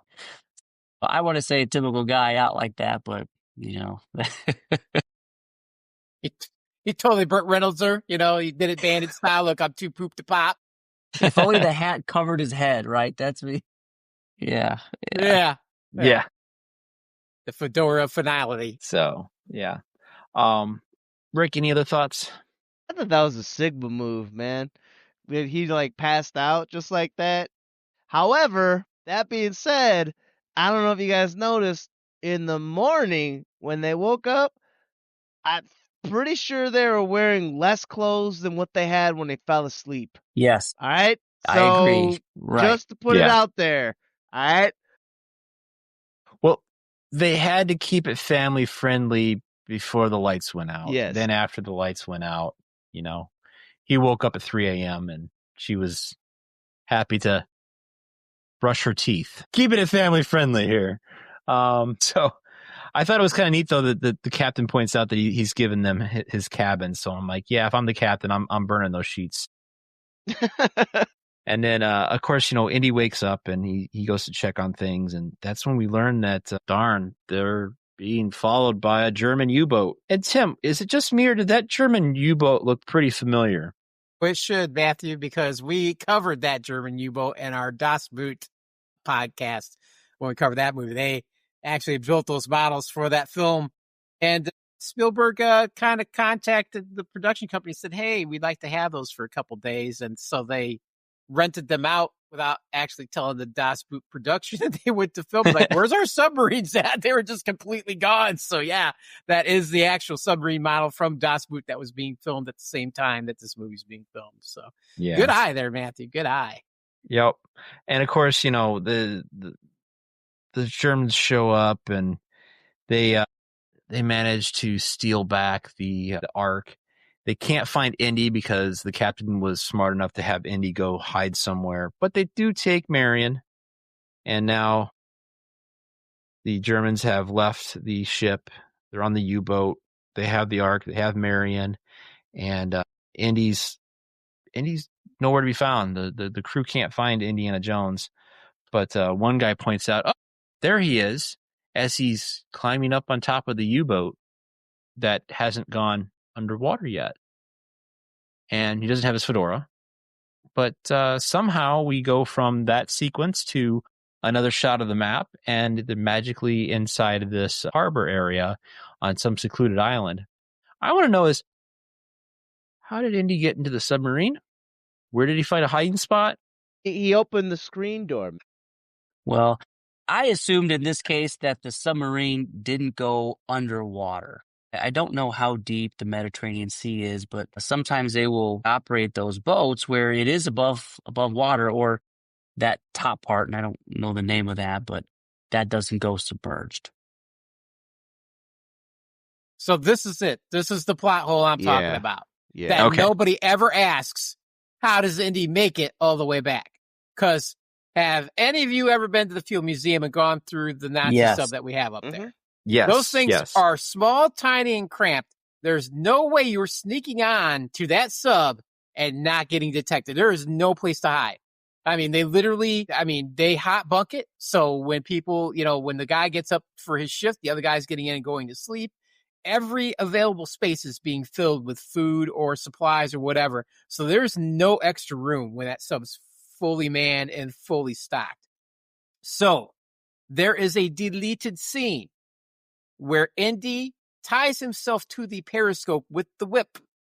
And that's how he's able to stay on the U-boat, and it does not submerge. It actually cruises on the surface all the way to the island. Now, I thought about this. I'm like, well, why would a submarine do this? And I've come up with only two reasons. And now we're past like the deleted scene to my speculation. But one, we're not at war yet because we're still we're still in the early 1990s here. So Hitler has not invaded Poland and not started World War II.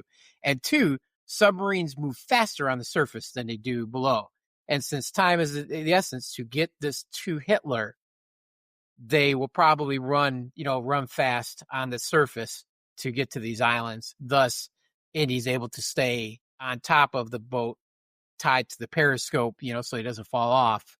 And that's how he survives. So that is, again, another quintessential scene that I think would have been super important. They didn't have to show him staying on it the whole time, like he's traversing the seas and getting whipped around. Just show him like jump up there, get on that periscope and tie himself with the whip again, another 30 seconds, and that whole plot hole goes away. But that's what happens. But even when you watch the little scene with the map and the submariners, it almost appears like they might be under sea or whatever. But there's just no way. There's no way he gets in there without them detecting, because, again, there's only, I think, 3 ways you get in that sub, and that's the loading bay for the torpedoes and the front and aft, and they're both manned. If you go in those torpedo chambers, there's going to be guys in there, or going down the main area. And when you go in the top of that submarine and you start to go down, there is a spot where a guy sits right there all the time. So there's no way. There's no way you're sneaking onto it. So he has to stay on top of it. Or he's able to hold his breath for an incredibly long amount of time. Well, the other thing that I also thought is, how did they get the Ark on the submarine? Because I'm pretty sure that the manhole to get into the sub is only so big. Because that's where you load the torpedoes. Okay. So that's bigger because you got to have a spot. So that Ark is only, again, going back to it, although it looks much bigger film-wise, it's really only 4.5 by 2.5 by 2.5. So it's, it's not that big. It's going to be about the same as getting a torpedo in that area. So where you load your munitions towards front, it's bigger than just the one, manhole that you would go down. Gotcha. I think that they probably took it out because it seems a little bit ridiculous, man. Like, I don't know about you, but I'm not taking a whip and tying it to some periscope and, hoping that they don't submerge in the middle of the Mediterranean Sea. Like, you're like shit out of luck. If they submerge, man, you're toast. Yeah. You're done for, So I think it's just a little bit far-fetched, the whole idea to explain it. So I think it's just better not to explain it at all and just leave it at that. But they should probably just not have used the sub. They should have just used the ship. Yeah, that would have been smarter, I guess. But I mean, I guess that begs the question I'm going to ask everybody here on the panel. Did you ever think about it before you're really analyzing the movie for the podcast? I never did. I always just went with it. Never thought about it twice, But now that I'm kind of analyzing the movie with questions or things I'd like to discuss, I was like, oh, that's a really huge big hole right there. Like, how did he make that? So that made me think of it. Did any of you guys ever think about it before this? No, I thought of it when I watched it this time. No, I didn't. No. Again, this adventure is just so fun. We're just willing to let there be plot holes and silliness because we just don't care. We're just having a great time with it, I think. I wanted to point out, and maybe why it was overlooked. So he swims across, the waters and Matt said, there he is. And that's where we hear that theme song again.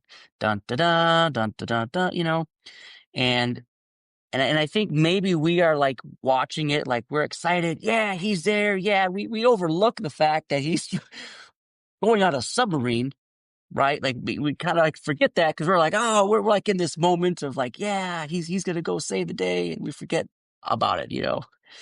That's we want to be positive, right? We're like we're rooting for him to win. Yeah.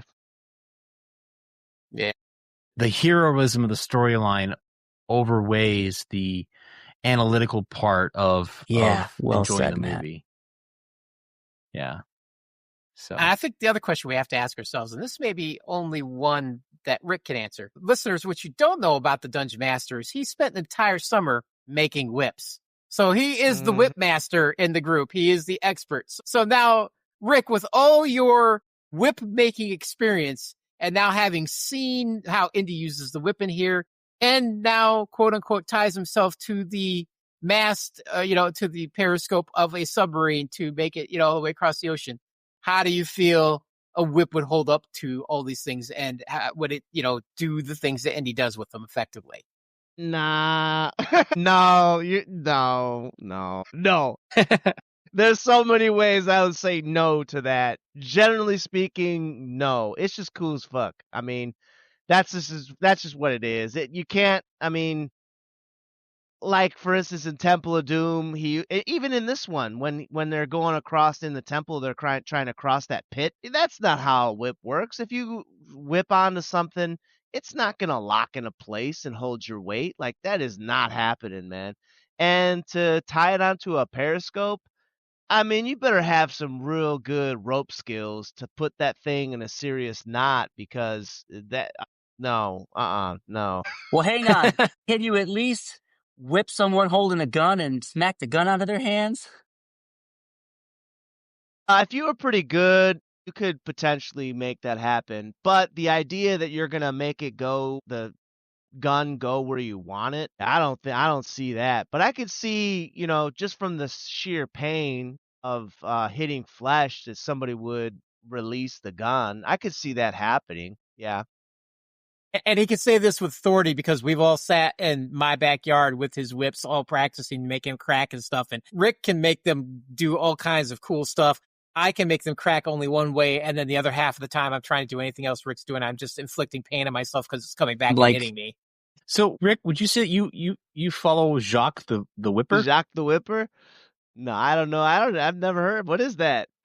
Oh, check him out. So he's one of those Renaissance guys from Ren Fairs, and he cracks the whip, but he does to songs. Yeah. I've seen that.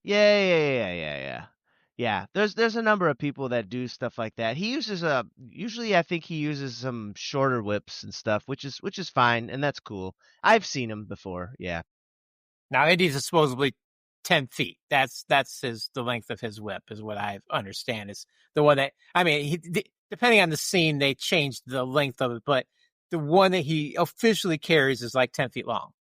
Let me put this out there for all of you Indiana Jones fans who's like, yeah, this whip thing is super cool. And you show up Hollywood Studios, Florida, and you're like, hey, they sell whips. I'm going to go ahead and give you a consumer tip here. If you're looking for a whip that you want to put on a mantle to just show, fine, get it. If you're looking for a whip that's going to be a whip that you can use as a whip, do not buy it. Do not buy it. Don't buy it. It's not going to be any good. If you're going to buy a whip to actually use as a whip, you have to buy a legitimate whip, and those things aren't cheap.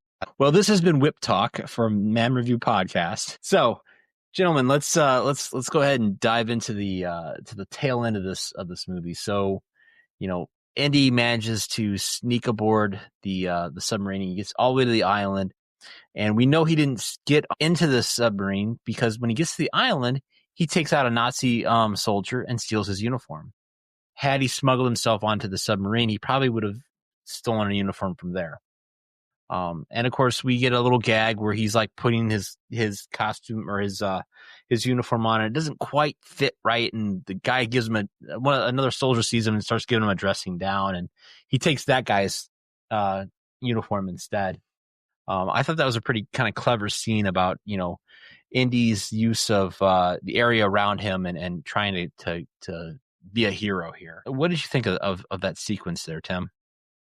It's a cool sequence. I actually get distracted because I'm more fascinated with the submarine pen than I am anything else, only because that's actually a legitimate Nazi submarine pen in France. It still exists to this day. That's also, they use it for Das Boot as well, because, when the Germans would make these fortified things, they made them so well that it's going to take 10,000 years before they crumble apart. They're built to endure. And so it's an actual legitimate, Nazi submarine pen, and it adds to the authenticity of this. I don't know how you would reproduce such a thing except on small scale, and you wouldn't have got such cool shots. These days you could create it with, 3D or, with computer graphics, but back then, no. But yeah, I think it's a great backdrop to help carry the story, and then, yeah, Indy he plays the thing. I mean, he's crawled off that submarine because he's apparently been tied to a periscope for, God knows how long. He ain't wet anymore, though. He ain't wet, and he's, stolen clothes that obviously are, 2 sizes too small for him. And that German comes along, and he's basically, giving him the business that's going to go turn him in because he thinks he's just gold brigging and, napping and stuff. And, and he kicks the crap out of the next guy so he can just keep moving up on his clothes or whatever. And I do like the childish, high school, shoulder check that he does on Belek. Yeah.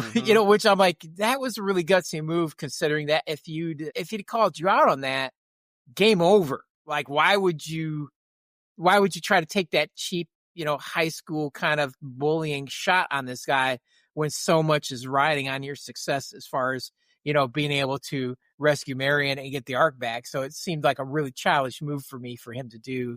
But again, it's kind of funny. You're like, yeah, that's what you get. So again, we're willing to let it go because it's like, yeah, that's what that guy gets because he's a jerk. Yeah. Well, how about you, Bob? Any thoughts on Indy showing up on the island? To that point with the shoulder hit there, it was gutsy and it was extremely bold. And I thought, gosh, you could have got caught here, and I could just reason that he's Indiana Jones. He's gonna do it. He does and gets away with it. And Bullock is a little more reserved, not really one to call out like that. And now he's a little out of the element too. He's going somewhere else on this island, like he's probably never been there before in that kind of location. But yeah, I thought it was risky. I really did, but that kind of shows the character of Indiana Jones. Yeah. Yeah, and I think part of it too is also, Bullock's not in the right mindset right now because he's always thinking, all right, I have the Ark, I got to open this puppy up, we got to see what's inside.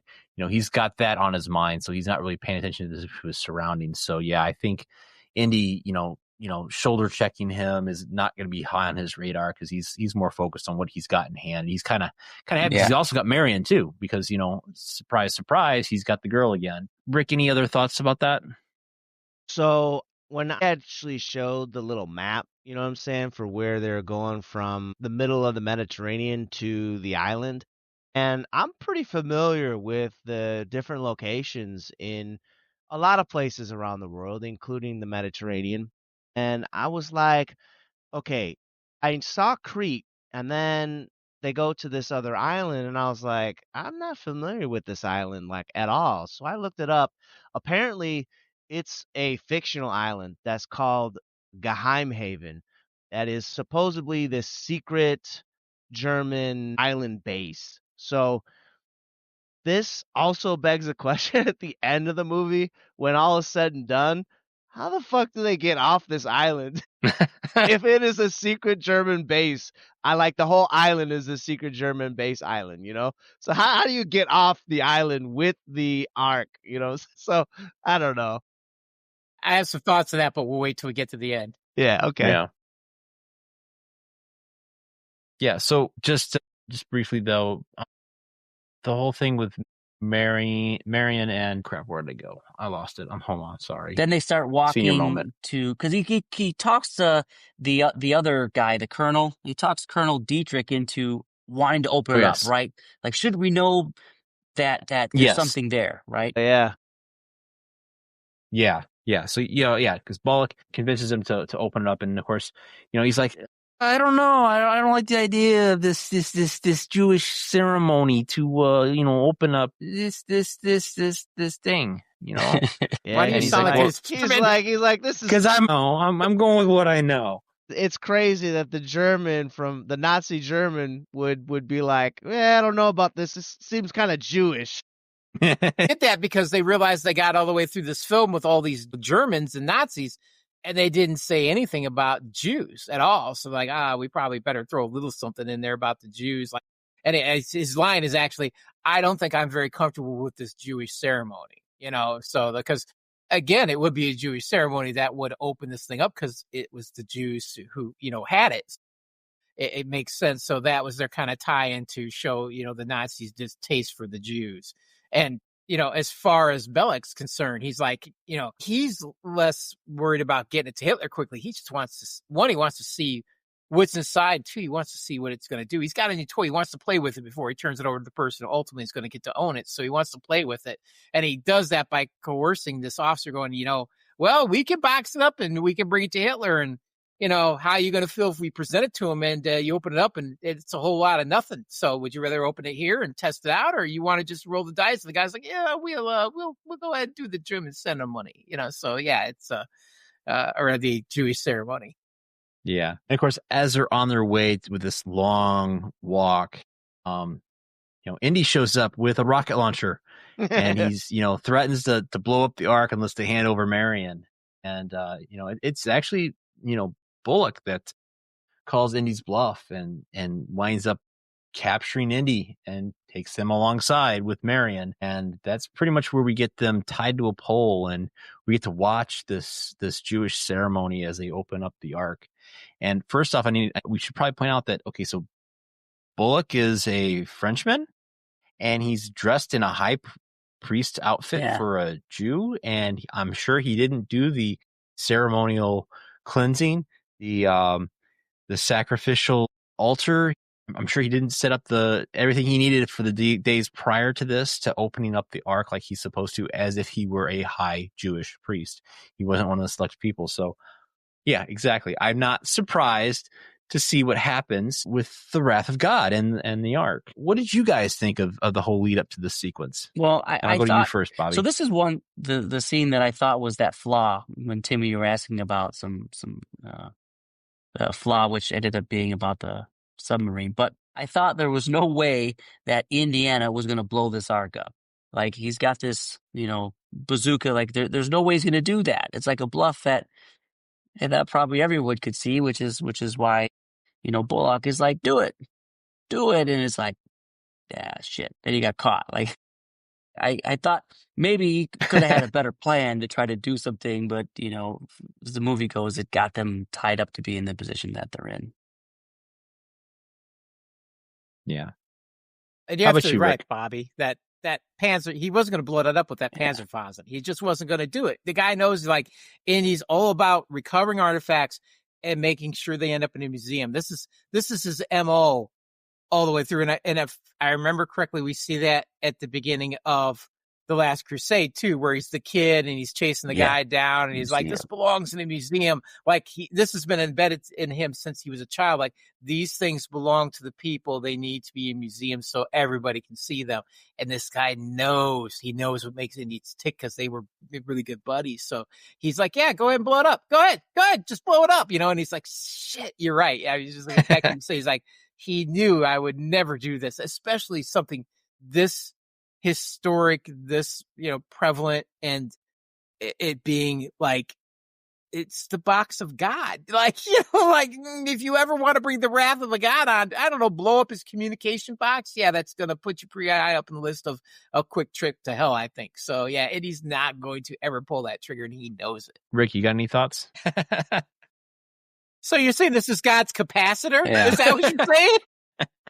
So they were putting it in front of the Jews were taking it through the desert so they can build up all this static electricity. Just dragging as soon as they get to the walls of Jericho, they just like put two sticks to the walls, and it just goes boom. They're like, everybody shuffle your feet double time as they go up to the wall. They got guys throwing carpet in front of them as they're marching. We are, by all means, go ahead. Yeah, well, and it's cool that each one of them dies a little different, because you got Tote who does exactly what you said. It's that melting of the face, which had never been done before. And that's, basically like wax and different things that they put a heat lamp, let it slowly melt. They just filmed it, over time. But then you got the guy to the left, and his head gets sucked in like a vacuum was attached to it, and stuff. But the middle guy is kind of funny, because they basically blow his head up literally with a shotgun. And when it went to get rated, they're like, oh, this makes it an R. And they're like, oh, we can't have that. So they put that fire in front of him to diffuse the, basically the burst of shotgun that blows the head apart like that. And then they're like, okay, PG. So that's kind of how they got away with it, was kind of diffusing the gore with the fire or whatever. But I just like that everybody dies a little bit different. I thought that was kind of a cool effect too.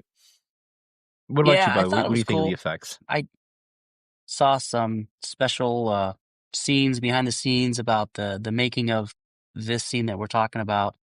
And the person creating that had explained how he had many tries of creating a composition that was able to like maybe liquefy a little bit more with a different heat temperature, and had to get it just where it was just a little bit where not a lot of heat would allow it to melt. So it would look like it was melting. And then they had different layers within Major Toe. I think it was Major Toe, yeah. Toe, where he's the one that had the blood, where it went from like his regular face then to red, and they had different color layers within that. So it was really cool on how they put that all together. And they definitely had a lot of time going back and forth, but it was really neat to see that. I really liked the ghost sequences too, the souls coming out of the ark, and the fact that you see like this female figure like floating around and then coming over, and then it does like a very I would almost say Ghostbuster-esque sequence where he goes from this beautiful face to like a horrific, skeletal face. I thought that was really cool. Yes. So like your static electricity charge comment. Yeah, because they had recorded footage. They actually had like the tape rolling as they were opening up this ark, and I didn't really connect those dots, even though I saw it happen. But yeah, that is pretty neat. It does actually show the lightning going right through the camera too at one point. Like it goes through the generators and stuff, and then right through the camera, and then through the guy behind the camera. Yeah. So that, thus, I think representing that all the film of this event is now destroyed. And like you had mentioned earlier, Tim, he tells Marion to close his eyes, and while all this stuff is happening, I thought that was kind of neat because everyone that's watching is totally annihilated and destroyed. Whether it was through the lightning bolts or through face melting or, exploding heads, which I thought was really neat. And then the other thing that I thought was rather clever is so they took the top off, and then all this stuff is happening, and then there's like this huge like kind of explosion that lifts the top up, and then it all comes funneling back into the ark, and then the thing just kind of lands perfectly right on top to close everything back up. And I thought that was kind of cartoonish. Sure. Yeah. I don't know. I thought that was the most believable part. Like guys, like I put the lid back on Pandora's box here. Yeah, like it's putting everything back in the box where it belongs. Yeah. No. So Marion and Indy are the only ones who survive. So I'm assuming they're the only ones left on the island. Like this thing wiped out everybody on the island, would be my guess. Thus leaving us with the question, how do they get off the island? Tim, I believe you might have a theory on that. But before I give the theory on that, I want to back it up a little bit, because I know we're at the end of the film now. And so if I may for a moment, Matt, I'd like to ask 2 questions of everybody. Okay. 1. So there's a fan theory out there that basically it was popularized in Big Bang Theory, and I don't know if you guys have ever seen this, but that all these events would have happened whether Indy was there or not. He really is insignificant to the entire story. Because if you think about it, no matter what, at the end, the Nazis, they still end up getting the Ark. They still end up opening it, and they all die. So this would have happened even because Indy tries to prevent it. They still get it. He's there, the whole deal. So he really is insignificant in the grand scheme of things, because everything that would have happened, regardless of his interference or not, they would have found it just the same too. Because they would have, instead of him having the staff, they would have found it at the bar when they went to get her. So they'd have had the proper piece. They would have found it. They'd have dug it up. They'd have brought it to the island and opened it up, and then they all would have died.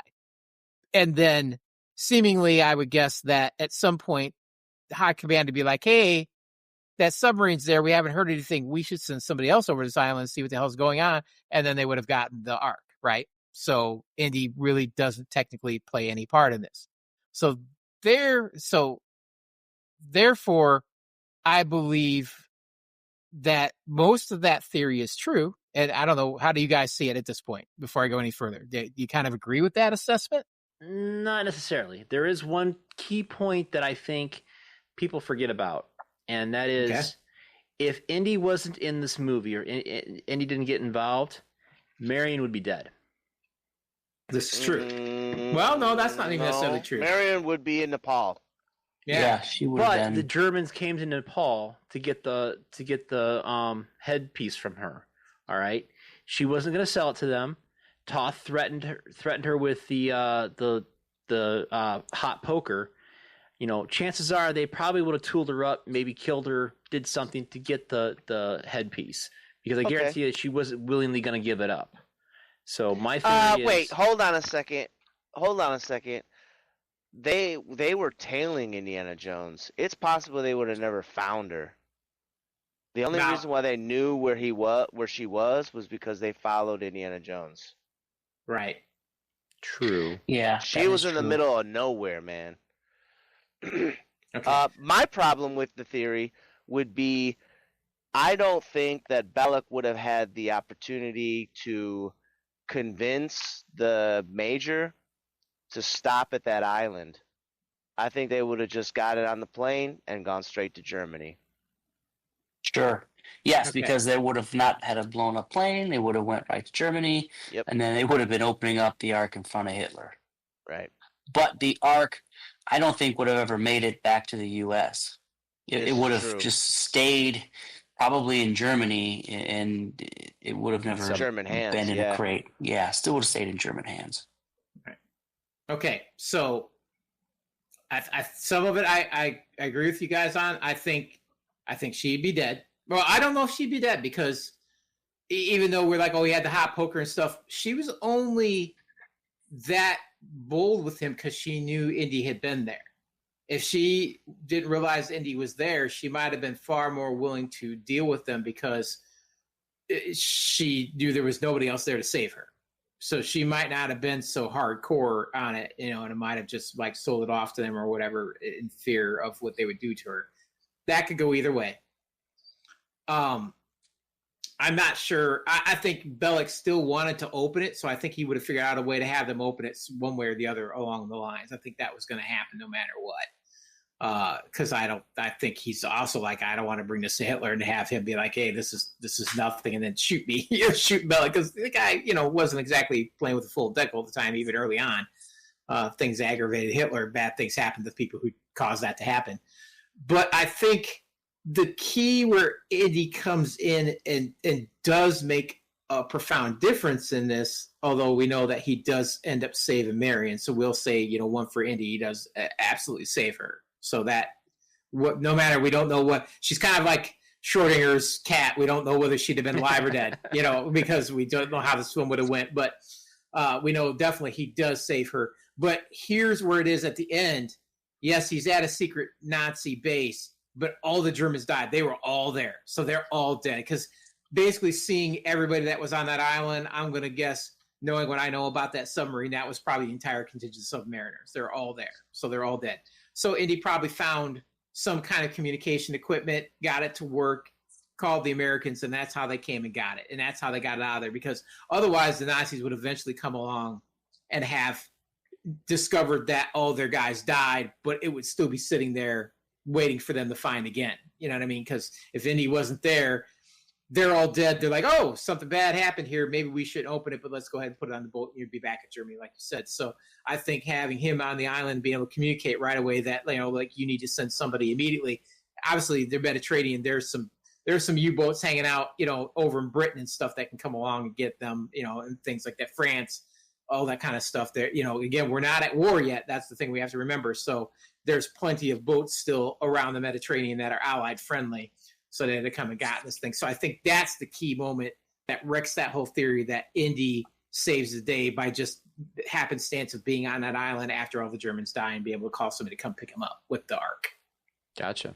So that's where I'm sitting with it. But took me a long time when I first heard that theory, especially in Big Bang. I'm like, oh, son of a bitch, they're right. He really serves no purpose in this whole show. But having watched it now, I believe that, up to the end point, he really didn't change the course. That all would have made it to that. But and then again, that begs the question too: would they have gone to that island or not? And I think Matt, you pointed out, and I don't know. I don't know if that's where they would end up if they'd just put on the plane, because we don't know how they were going to get out of Egypt. Were they still going to put on the U-boat, or were they going to? I think originally they were going to put on that plane. They were going to put on a plane and then fly. I don't know where the plane was flying though, because that was a long distance plane. So I don't know if it had made it to Germany from Egypt.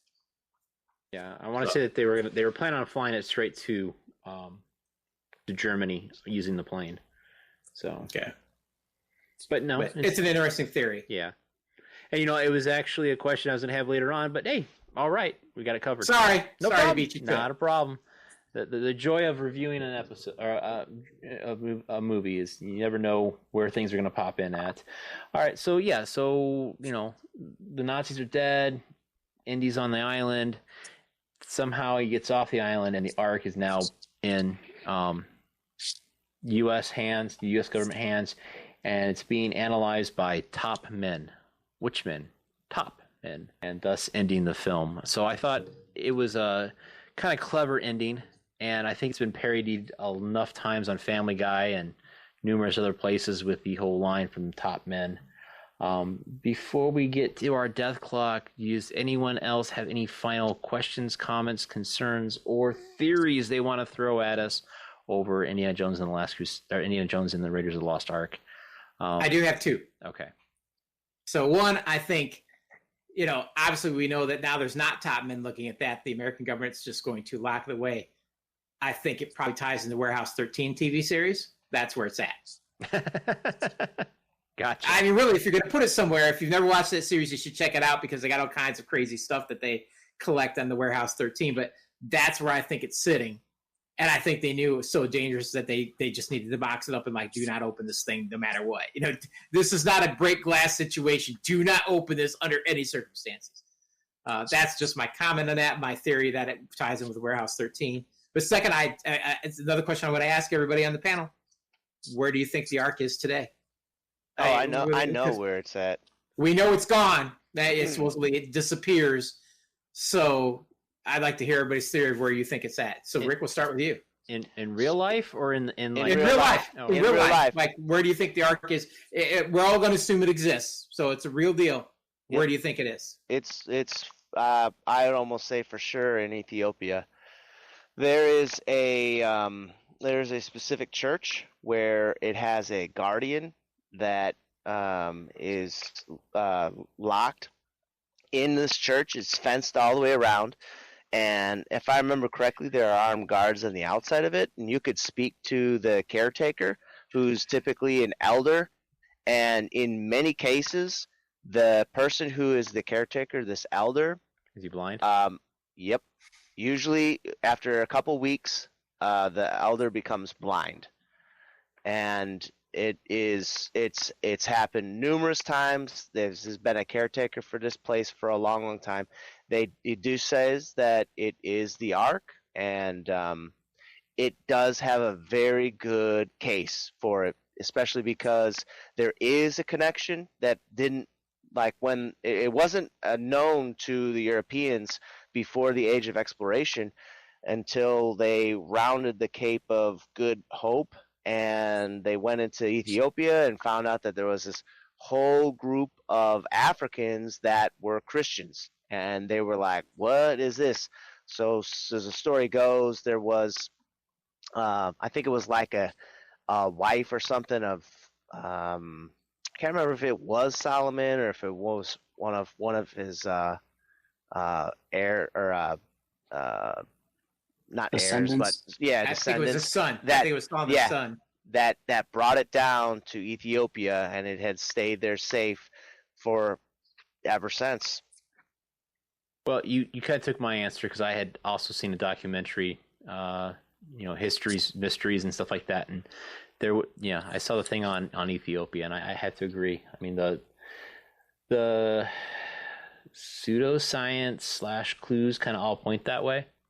So, Bobby, I would have just guessed Egypt. I had not heard anything about Ethiopia. Very neat story, but I have not heard that. Now, I've heard the Ethiopia one, but my only caveat to disagreeing with that is that the church that it's supposedly at has burned down. And so I don't think, and then they rebuilt it. So I don't feel like it's actually there anymore. If it was ever there, I don't think it's really there. I think the Knights Templars were looking for it, and I think the church got very nervous about that, and I believe that's why they disbanded the Knights Templars like they did, because they didn't want these guys getting a hold of it. And then I think at some point when it did get found, it got brought back. I think it's in Rome. I think the Vatican's got it. I would say that the Vatican probably has the supposed Grail, if there is a cup of the Last Supper, you know what I mean, as well as maybe other relics. But I don't know about this one. I just can't see the Vatican allowing it to be anywhere else if they knew, like, it was at that place in Ethiopia. I can't see them allowing it to stay there. Well, if I learned anything decent. from the book, The Da Vinci Code, I'm thinking I'm going to change my answer and that it's at Rosslyn Chapel in Scotland. There is some claims by the Irish that it's in Ireland, but it's pretty weak. But yeah, it's just kind of interesting. But yeah, the Ethiopia story is very intriguing. It does got a lot of things that would lead you to believe it's there. But it's the thing that gets me is that the church where it was at got burned down and then rebuilt. And I feel like if it was there, it would have gotten destroyed or moved. But yeah, I think with the influence, I mean, I know the Catholic influence in the world has waned to some degree, but the Vatican holds a lot of power and they've got a lot of relics and things there. And I just see them, if they know where it's at, they went and got it. So, gotcha. All right, because they've got places where nobody's allowed to go in the Vatican. There's places things that you cannot see. Like you have to be high up in the in the religious order. Pretty much the papacy. You have to be pretty high up in order to be able to read, see, or do this. I mean, they got books that people aren't allowed to read, all kinds of stuff. So, hey man, I just looked it up. That church never burned. Are you sure?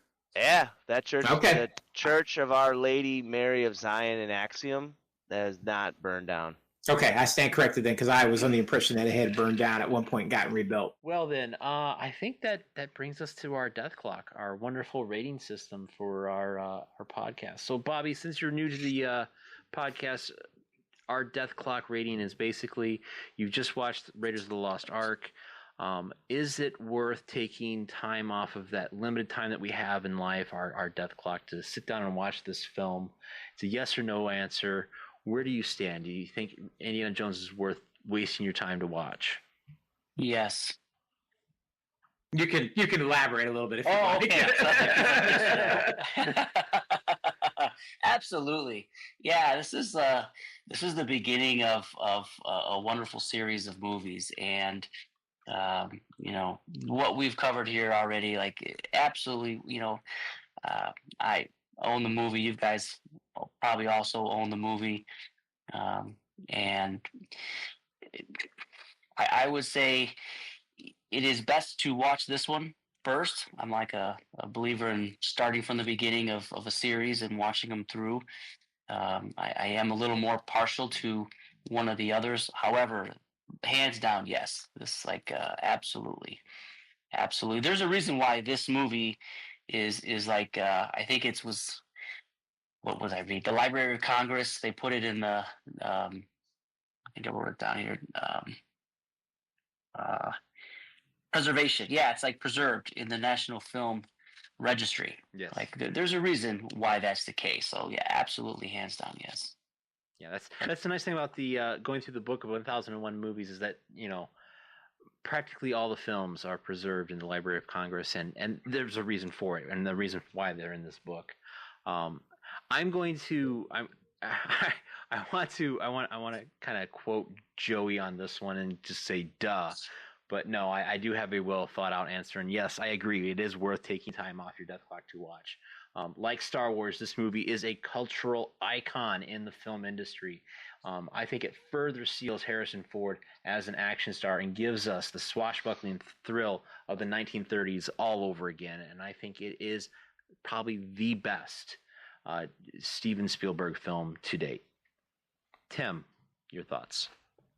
Oh, absolutely. It's a must watch. I mean, it's an adventure film. And I mean, there's a lot of action films out in the world, but there's not a lot of great adventure films, especially that takes the basis of those, early, 30s, 40s, and 50s serial adventure films and just cranks it up into something that's it just extraordinarily awesome. I mean, it just, even as you watch it as a young kid and you're just like, yeah, this is cool. Like, I want to be an archaeologist and things like that, go to exotic places, find treasures, go through cool, temples and all kinds of stuff. It just stokes that sense of adventure in anybody who watches it. And it's family friendly. It's a lot of fun. And it's going to, spawn several more movies that are very entertaining as well. So you can't lose with this franchise. Well, And then, Unless maybe you're we talking get- about the maybe- newest ones. Maybe when you get to Crystal Skulls, maybe not so much. The first three movies are pretty much, solid gold. You're solid. Yeah, Yeah, solid. All right, Rick, how about you? So Indiana Jones and Raiders of the Lost Ark is 100% a must watch, whether it be for the story, the action, the music, or the whirlwind of emotions, which it's with its ups and downs. It's pretty much all there. While the writing could potentially be a little bit better, it's still a total knockout. Doesn't take away, like we've mentioned and Tim's mentioned multiple times. Even when considering the plot holes, it's still a spectacular movie.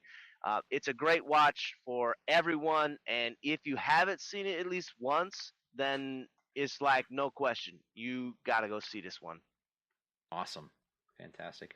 Well, I do want to poke fun at what we've been saying tonight. We've been calling it Indiana Jones and the Raiders of the Lost Ark, but actually, I wanna give a tip of the hat to our boys down under, and the fact that its original title is Raiders of the Lost Ark. Raiders of the Lost Ark. Yeah. Much like Road Warrior and Mad Max 2, it is Raiders of the Lost Ark. It didn't change its title until 1999 when it came out on VHS with the rest of the Indiana Jones films. So The only reason you need to change that title is so that you can make sure they all are alphabetically correct. It's like, because you have the conundrum, what do I do? Do I put it as Raiders when I put it on the shelf, or do I put it with the Indiana Jones ones, even though it doesn't say Indiana Jones? It's maddening. yes. All right. Well, that brings us to our feedback. Folks, we love to hear from you, so please leave us some feedback. You can email our show at manreviewpodcast@gmail.com and have your email read right here on the show, or leave a comment on YouTube or Spotify and we'll read it here too. And guess what, gentlemen? We do have some feedback tonight. That is correct. Sweet. We had a lengthy and wonderful comment left for us on YouTube. Special shout out to Noelle from at Noelle Mar on YouTube. She left a great comment for our review for Platoon. She made a comment of our comparison of Barnes to an evil John Wayne and found that interesting since this movie is supposed to be a counterpoint to the film Green Berets. If you guys want to read that entire thing, like I said, it's rather lengthy. I'm not going to read it here. But I do have it in the show notes, and you can go check it out on YouTube and in our comment section under the Platoon episode.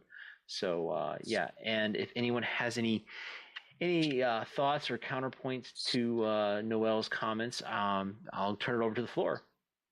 I absolutely agree. It's definitely a counterpoint to the John Wayne film. Like I said, I think I mentioned that when we were going through Platoon, that a lot of the Vietnam, World War II films are very patriotic. The Americans can do no wrong. The evil to which we fight can do no right. And this was very much a contrast that basically shows the dirty laundry of our country and how some of our wars are fought. So yeah, I 100% agree. Gotcha. Rick, Bobby, you got any comments or thoughts on Platoon while we're here? I haven't seen Platoon in a long time. Long time, and I did not see the review that you guys did on that, which I would have been better off seeing the movie recently. If only you were a subscriber, Bobby, then you would be able to know when we posted it, and you could have went and checked it out. Funny you say that. I was telling my wife, I'm like, I've been a subscriber for, I don't know, months now on Spotify. And I'm like, I don't get alerts. I'm like, I got to look at my settings and see what's going on. Because I'm not getting like alerts. And I'm like, I don't know why. But Yeah, I am a subscriber. Because we post almost every week. Yes. You can basically hear us every Saturday night at 9 p.m. Eastern time or Central time. So. Hey, and by the way, look, I really appreciate the comment. I'm not really going to speak to it, but I am going to say this. For those of you who haven't, there was recently a video put out, a review put out for the video Phantom of the Opera. And I have to say that watching I watched the 1929. The original was 1925? Mm-hmm. The 1925 version is like, I wouldn't watch it, bro. However, watch the review. The review was fun. The review was very fun. Yeah. It's don't spend your time watching the movie. Just watch our review and have a good time with that, because that is actually pretty good. I was actually given a verbal comment by somebody that said, you know what, that your review was far more entertaining than that movie. I would never watch the movie, but the review was fantastic. Nice. Awesome. I just want to say, Bobby, thanks for being a part of our show tonight. I'm glad you came by. I'm glad you picked out this movie to review. Thank you so much for being a part of our show this evening. Yeah, absolutely. Thank you for having me. I really appreciate the invite, and hopefully I'll get another one sometime. But yeah, it was wonderful. It was a blast. I really appreciate it. Thank you guys very much. Fantastic. Yeah, All right, thanks for coming. and our favorite Timu version of Bobby, Rick. Where can others let us know? Wow. Sorry, I couldn't finish that without laughing. All right, so Rick, where else can our listeners hear your talk about all things gamer related? All right. So if you play any tactical or strategy RPGs, if you play any Souls or Souls-like game, and you want to find information about it, especially if you're struggling with any of these games, you want some tips and tricks and stuff like that, you can come to my YouTube channel. It is a Dungeon Master Elite. There's no spaces. It's Dungeon Master Elite. And I have videos on all these sorts of games. So things like Fell Seal, Arbiter's Mark, Tactics, Ogre, Reborn, Dark Souls, whether it be Dark Souls 1, 2, 3, Elden Ring, any of those things, and many of the other adjacent games. I have walkthroughs and, like I said, tips and tricks. So feel free to come by and learn a couple things, and I'm sure you won't be disappointed. All right. Thanks for listening to Middle Age Movies Podcast and our review of Raiders of the Lost Ark. We hope you've enjoyed it because I know we were happy to whip it out for you. And if you did enjoy the review, please like, subscribe, leave a comment, and share with your friends. Help us grow the MAV community so we can continue to keep you from wasting your precious death clock on crappy movies. Follow us on Facebook, X, Blue Sky, and Instagram. Have a comment or suggestion, then email the show at manreviewpodcast@gmail.com. I 100% agree with Noelle's comment on her last paragraph. Definitely. Other than that, thanks, stay cool, and bye, everyone.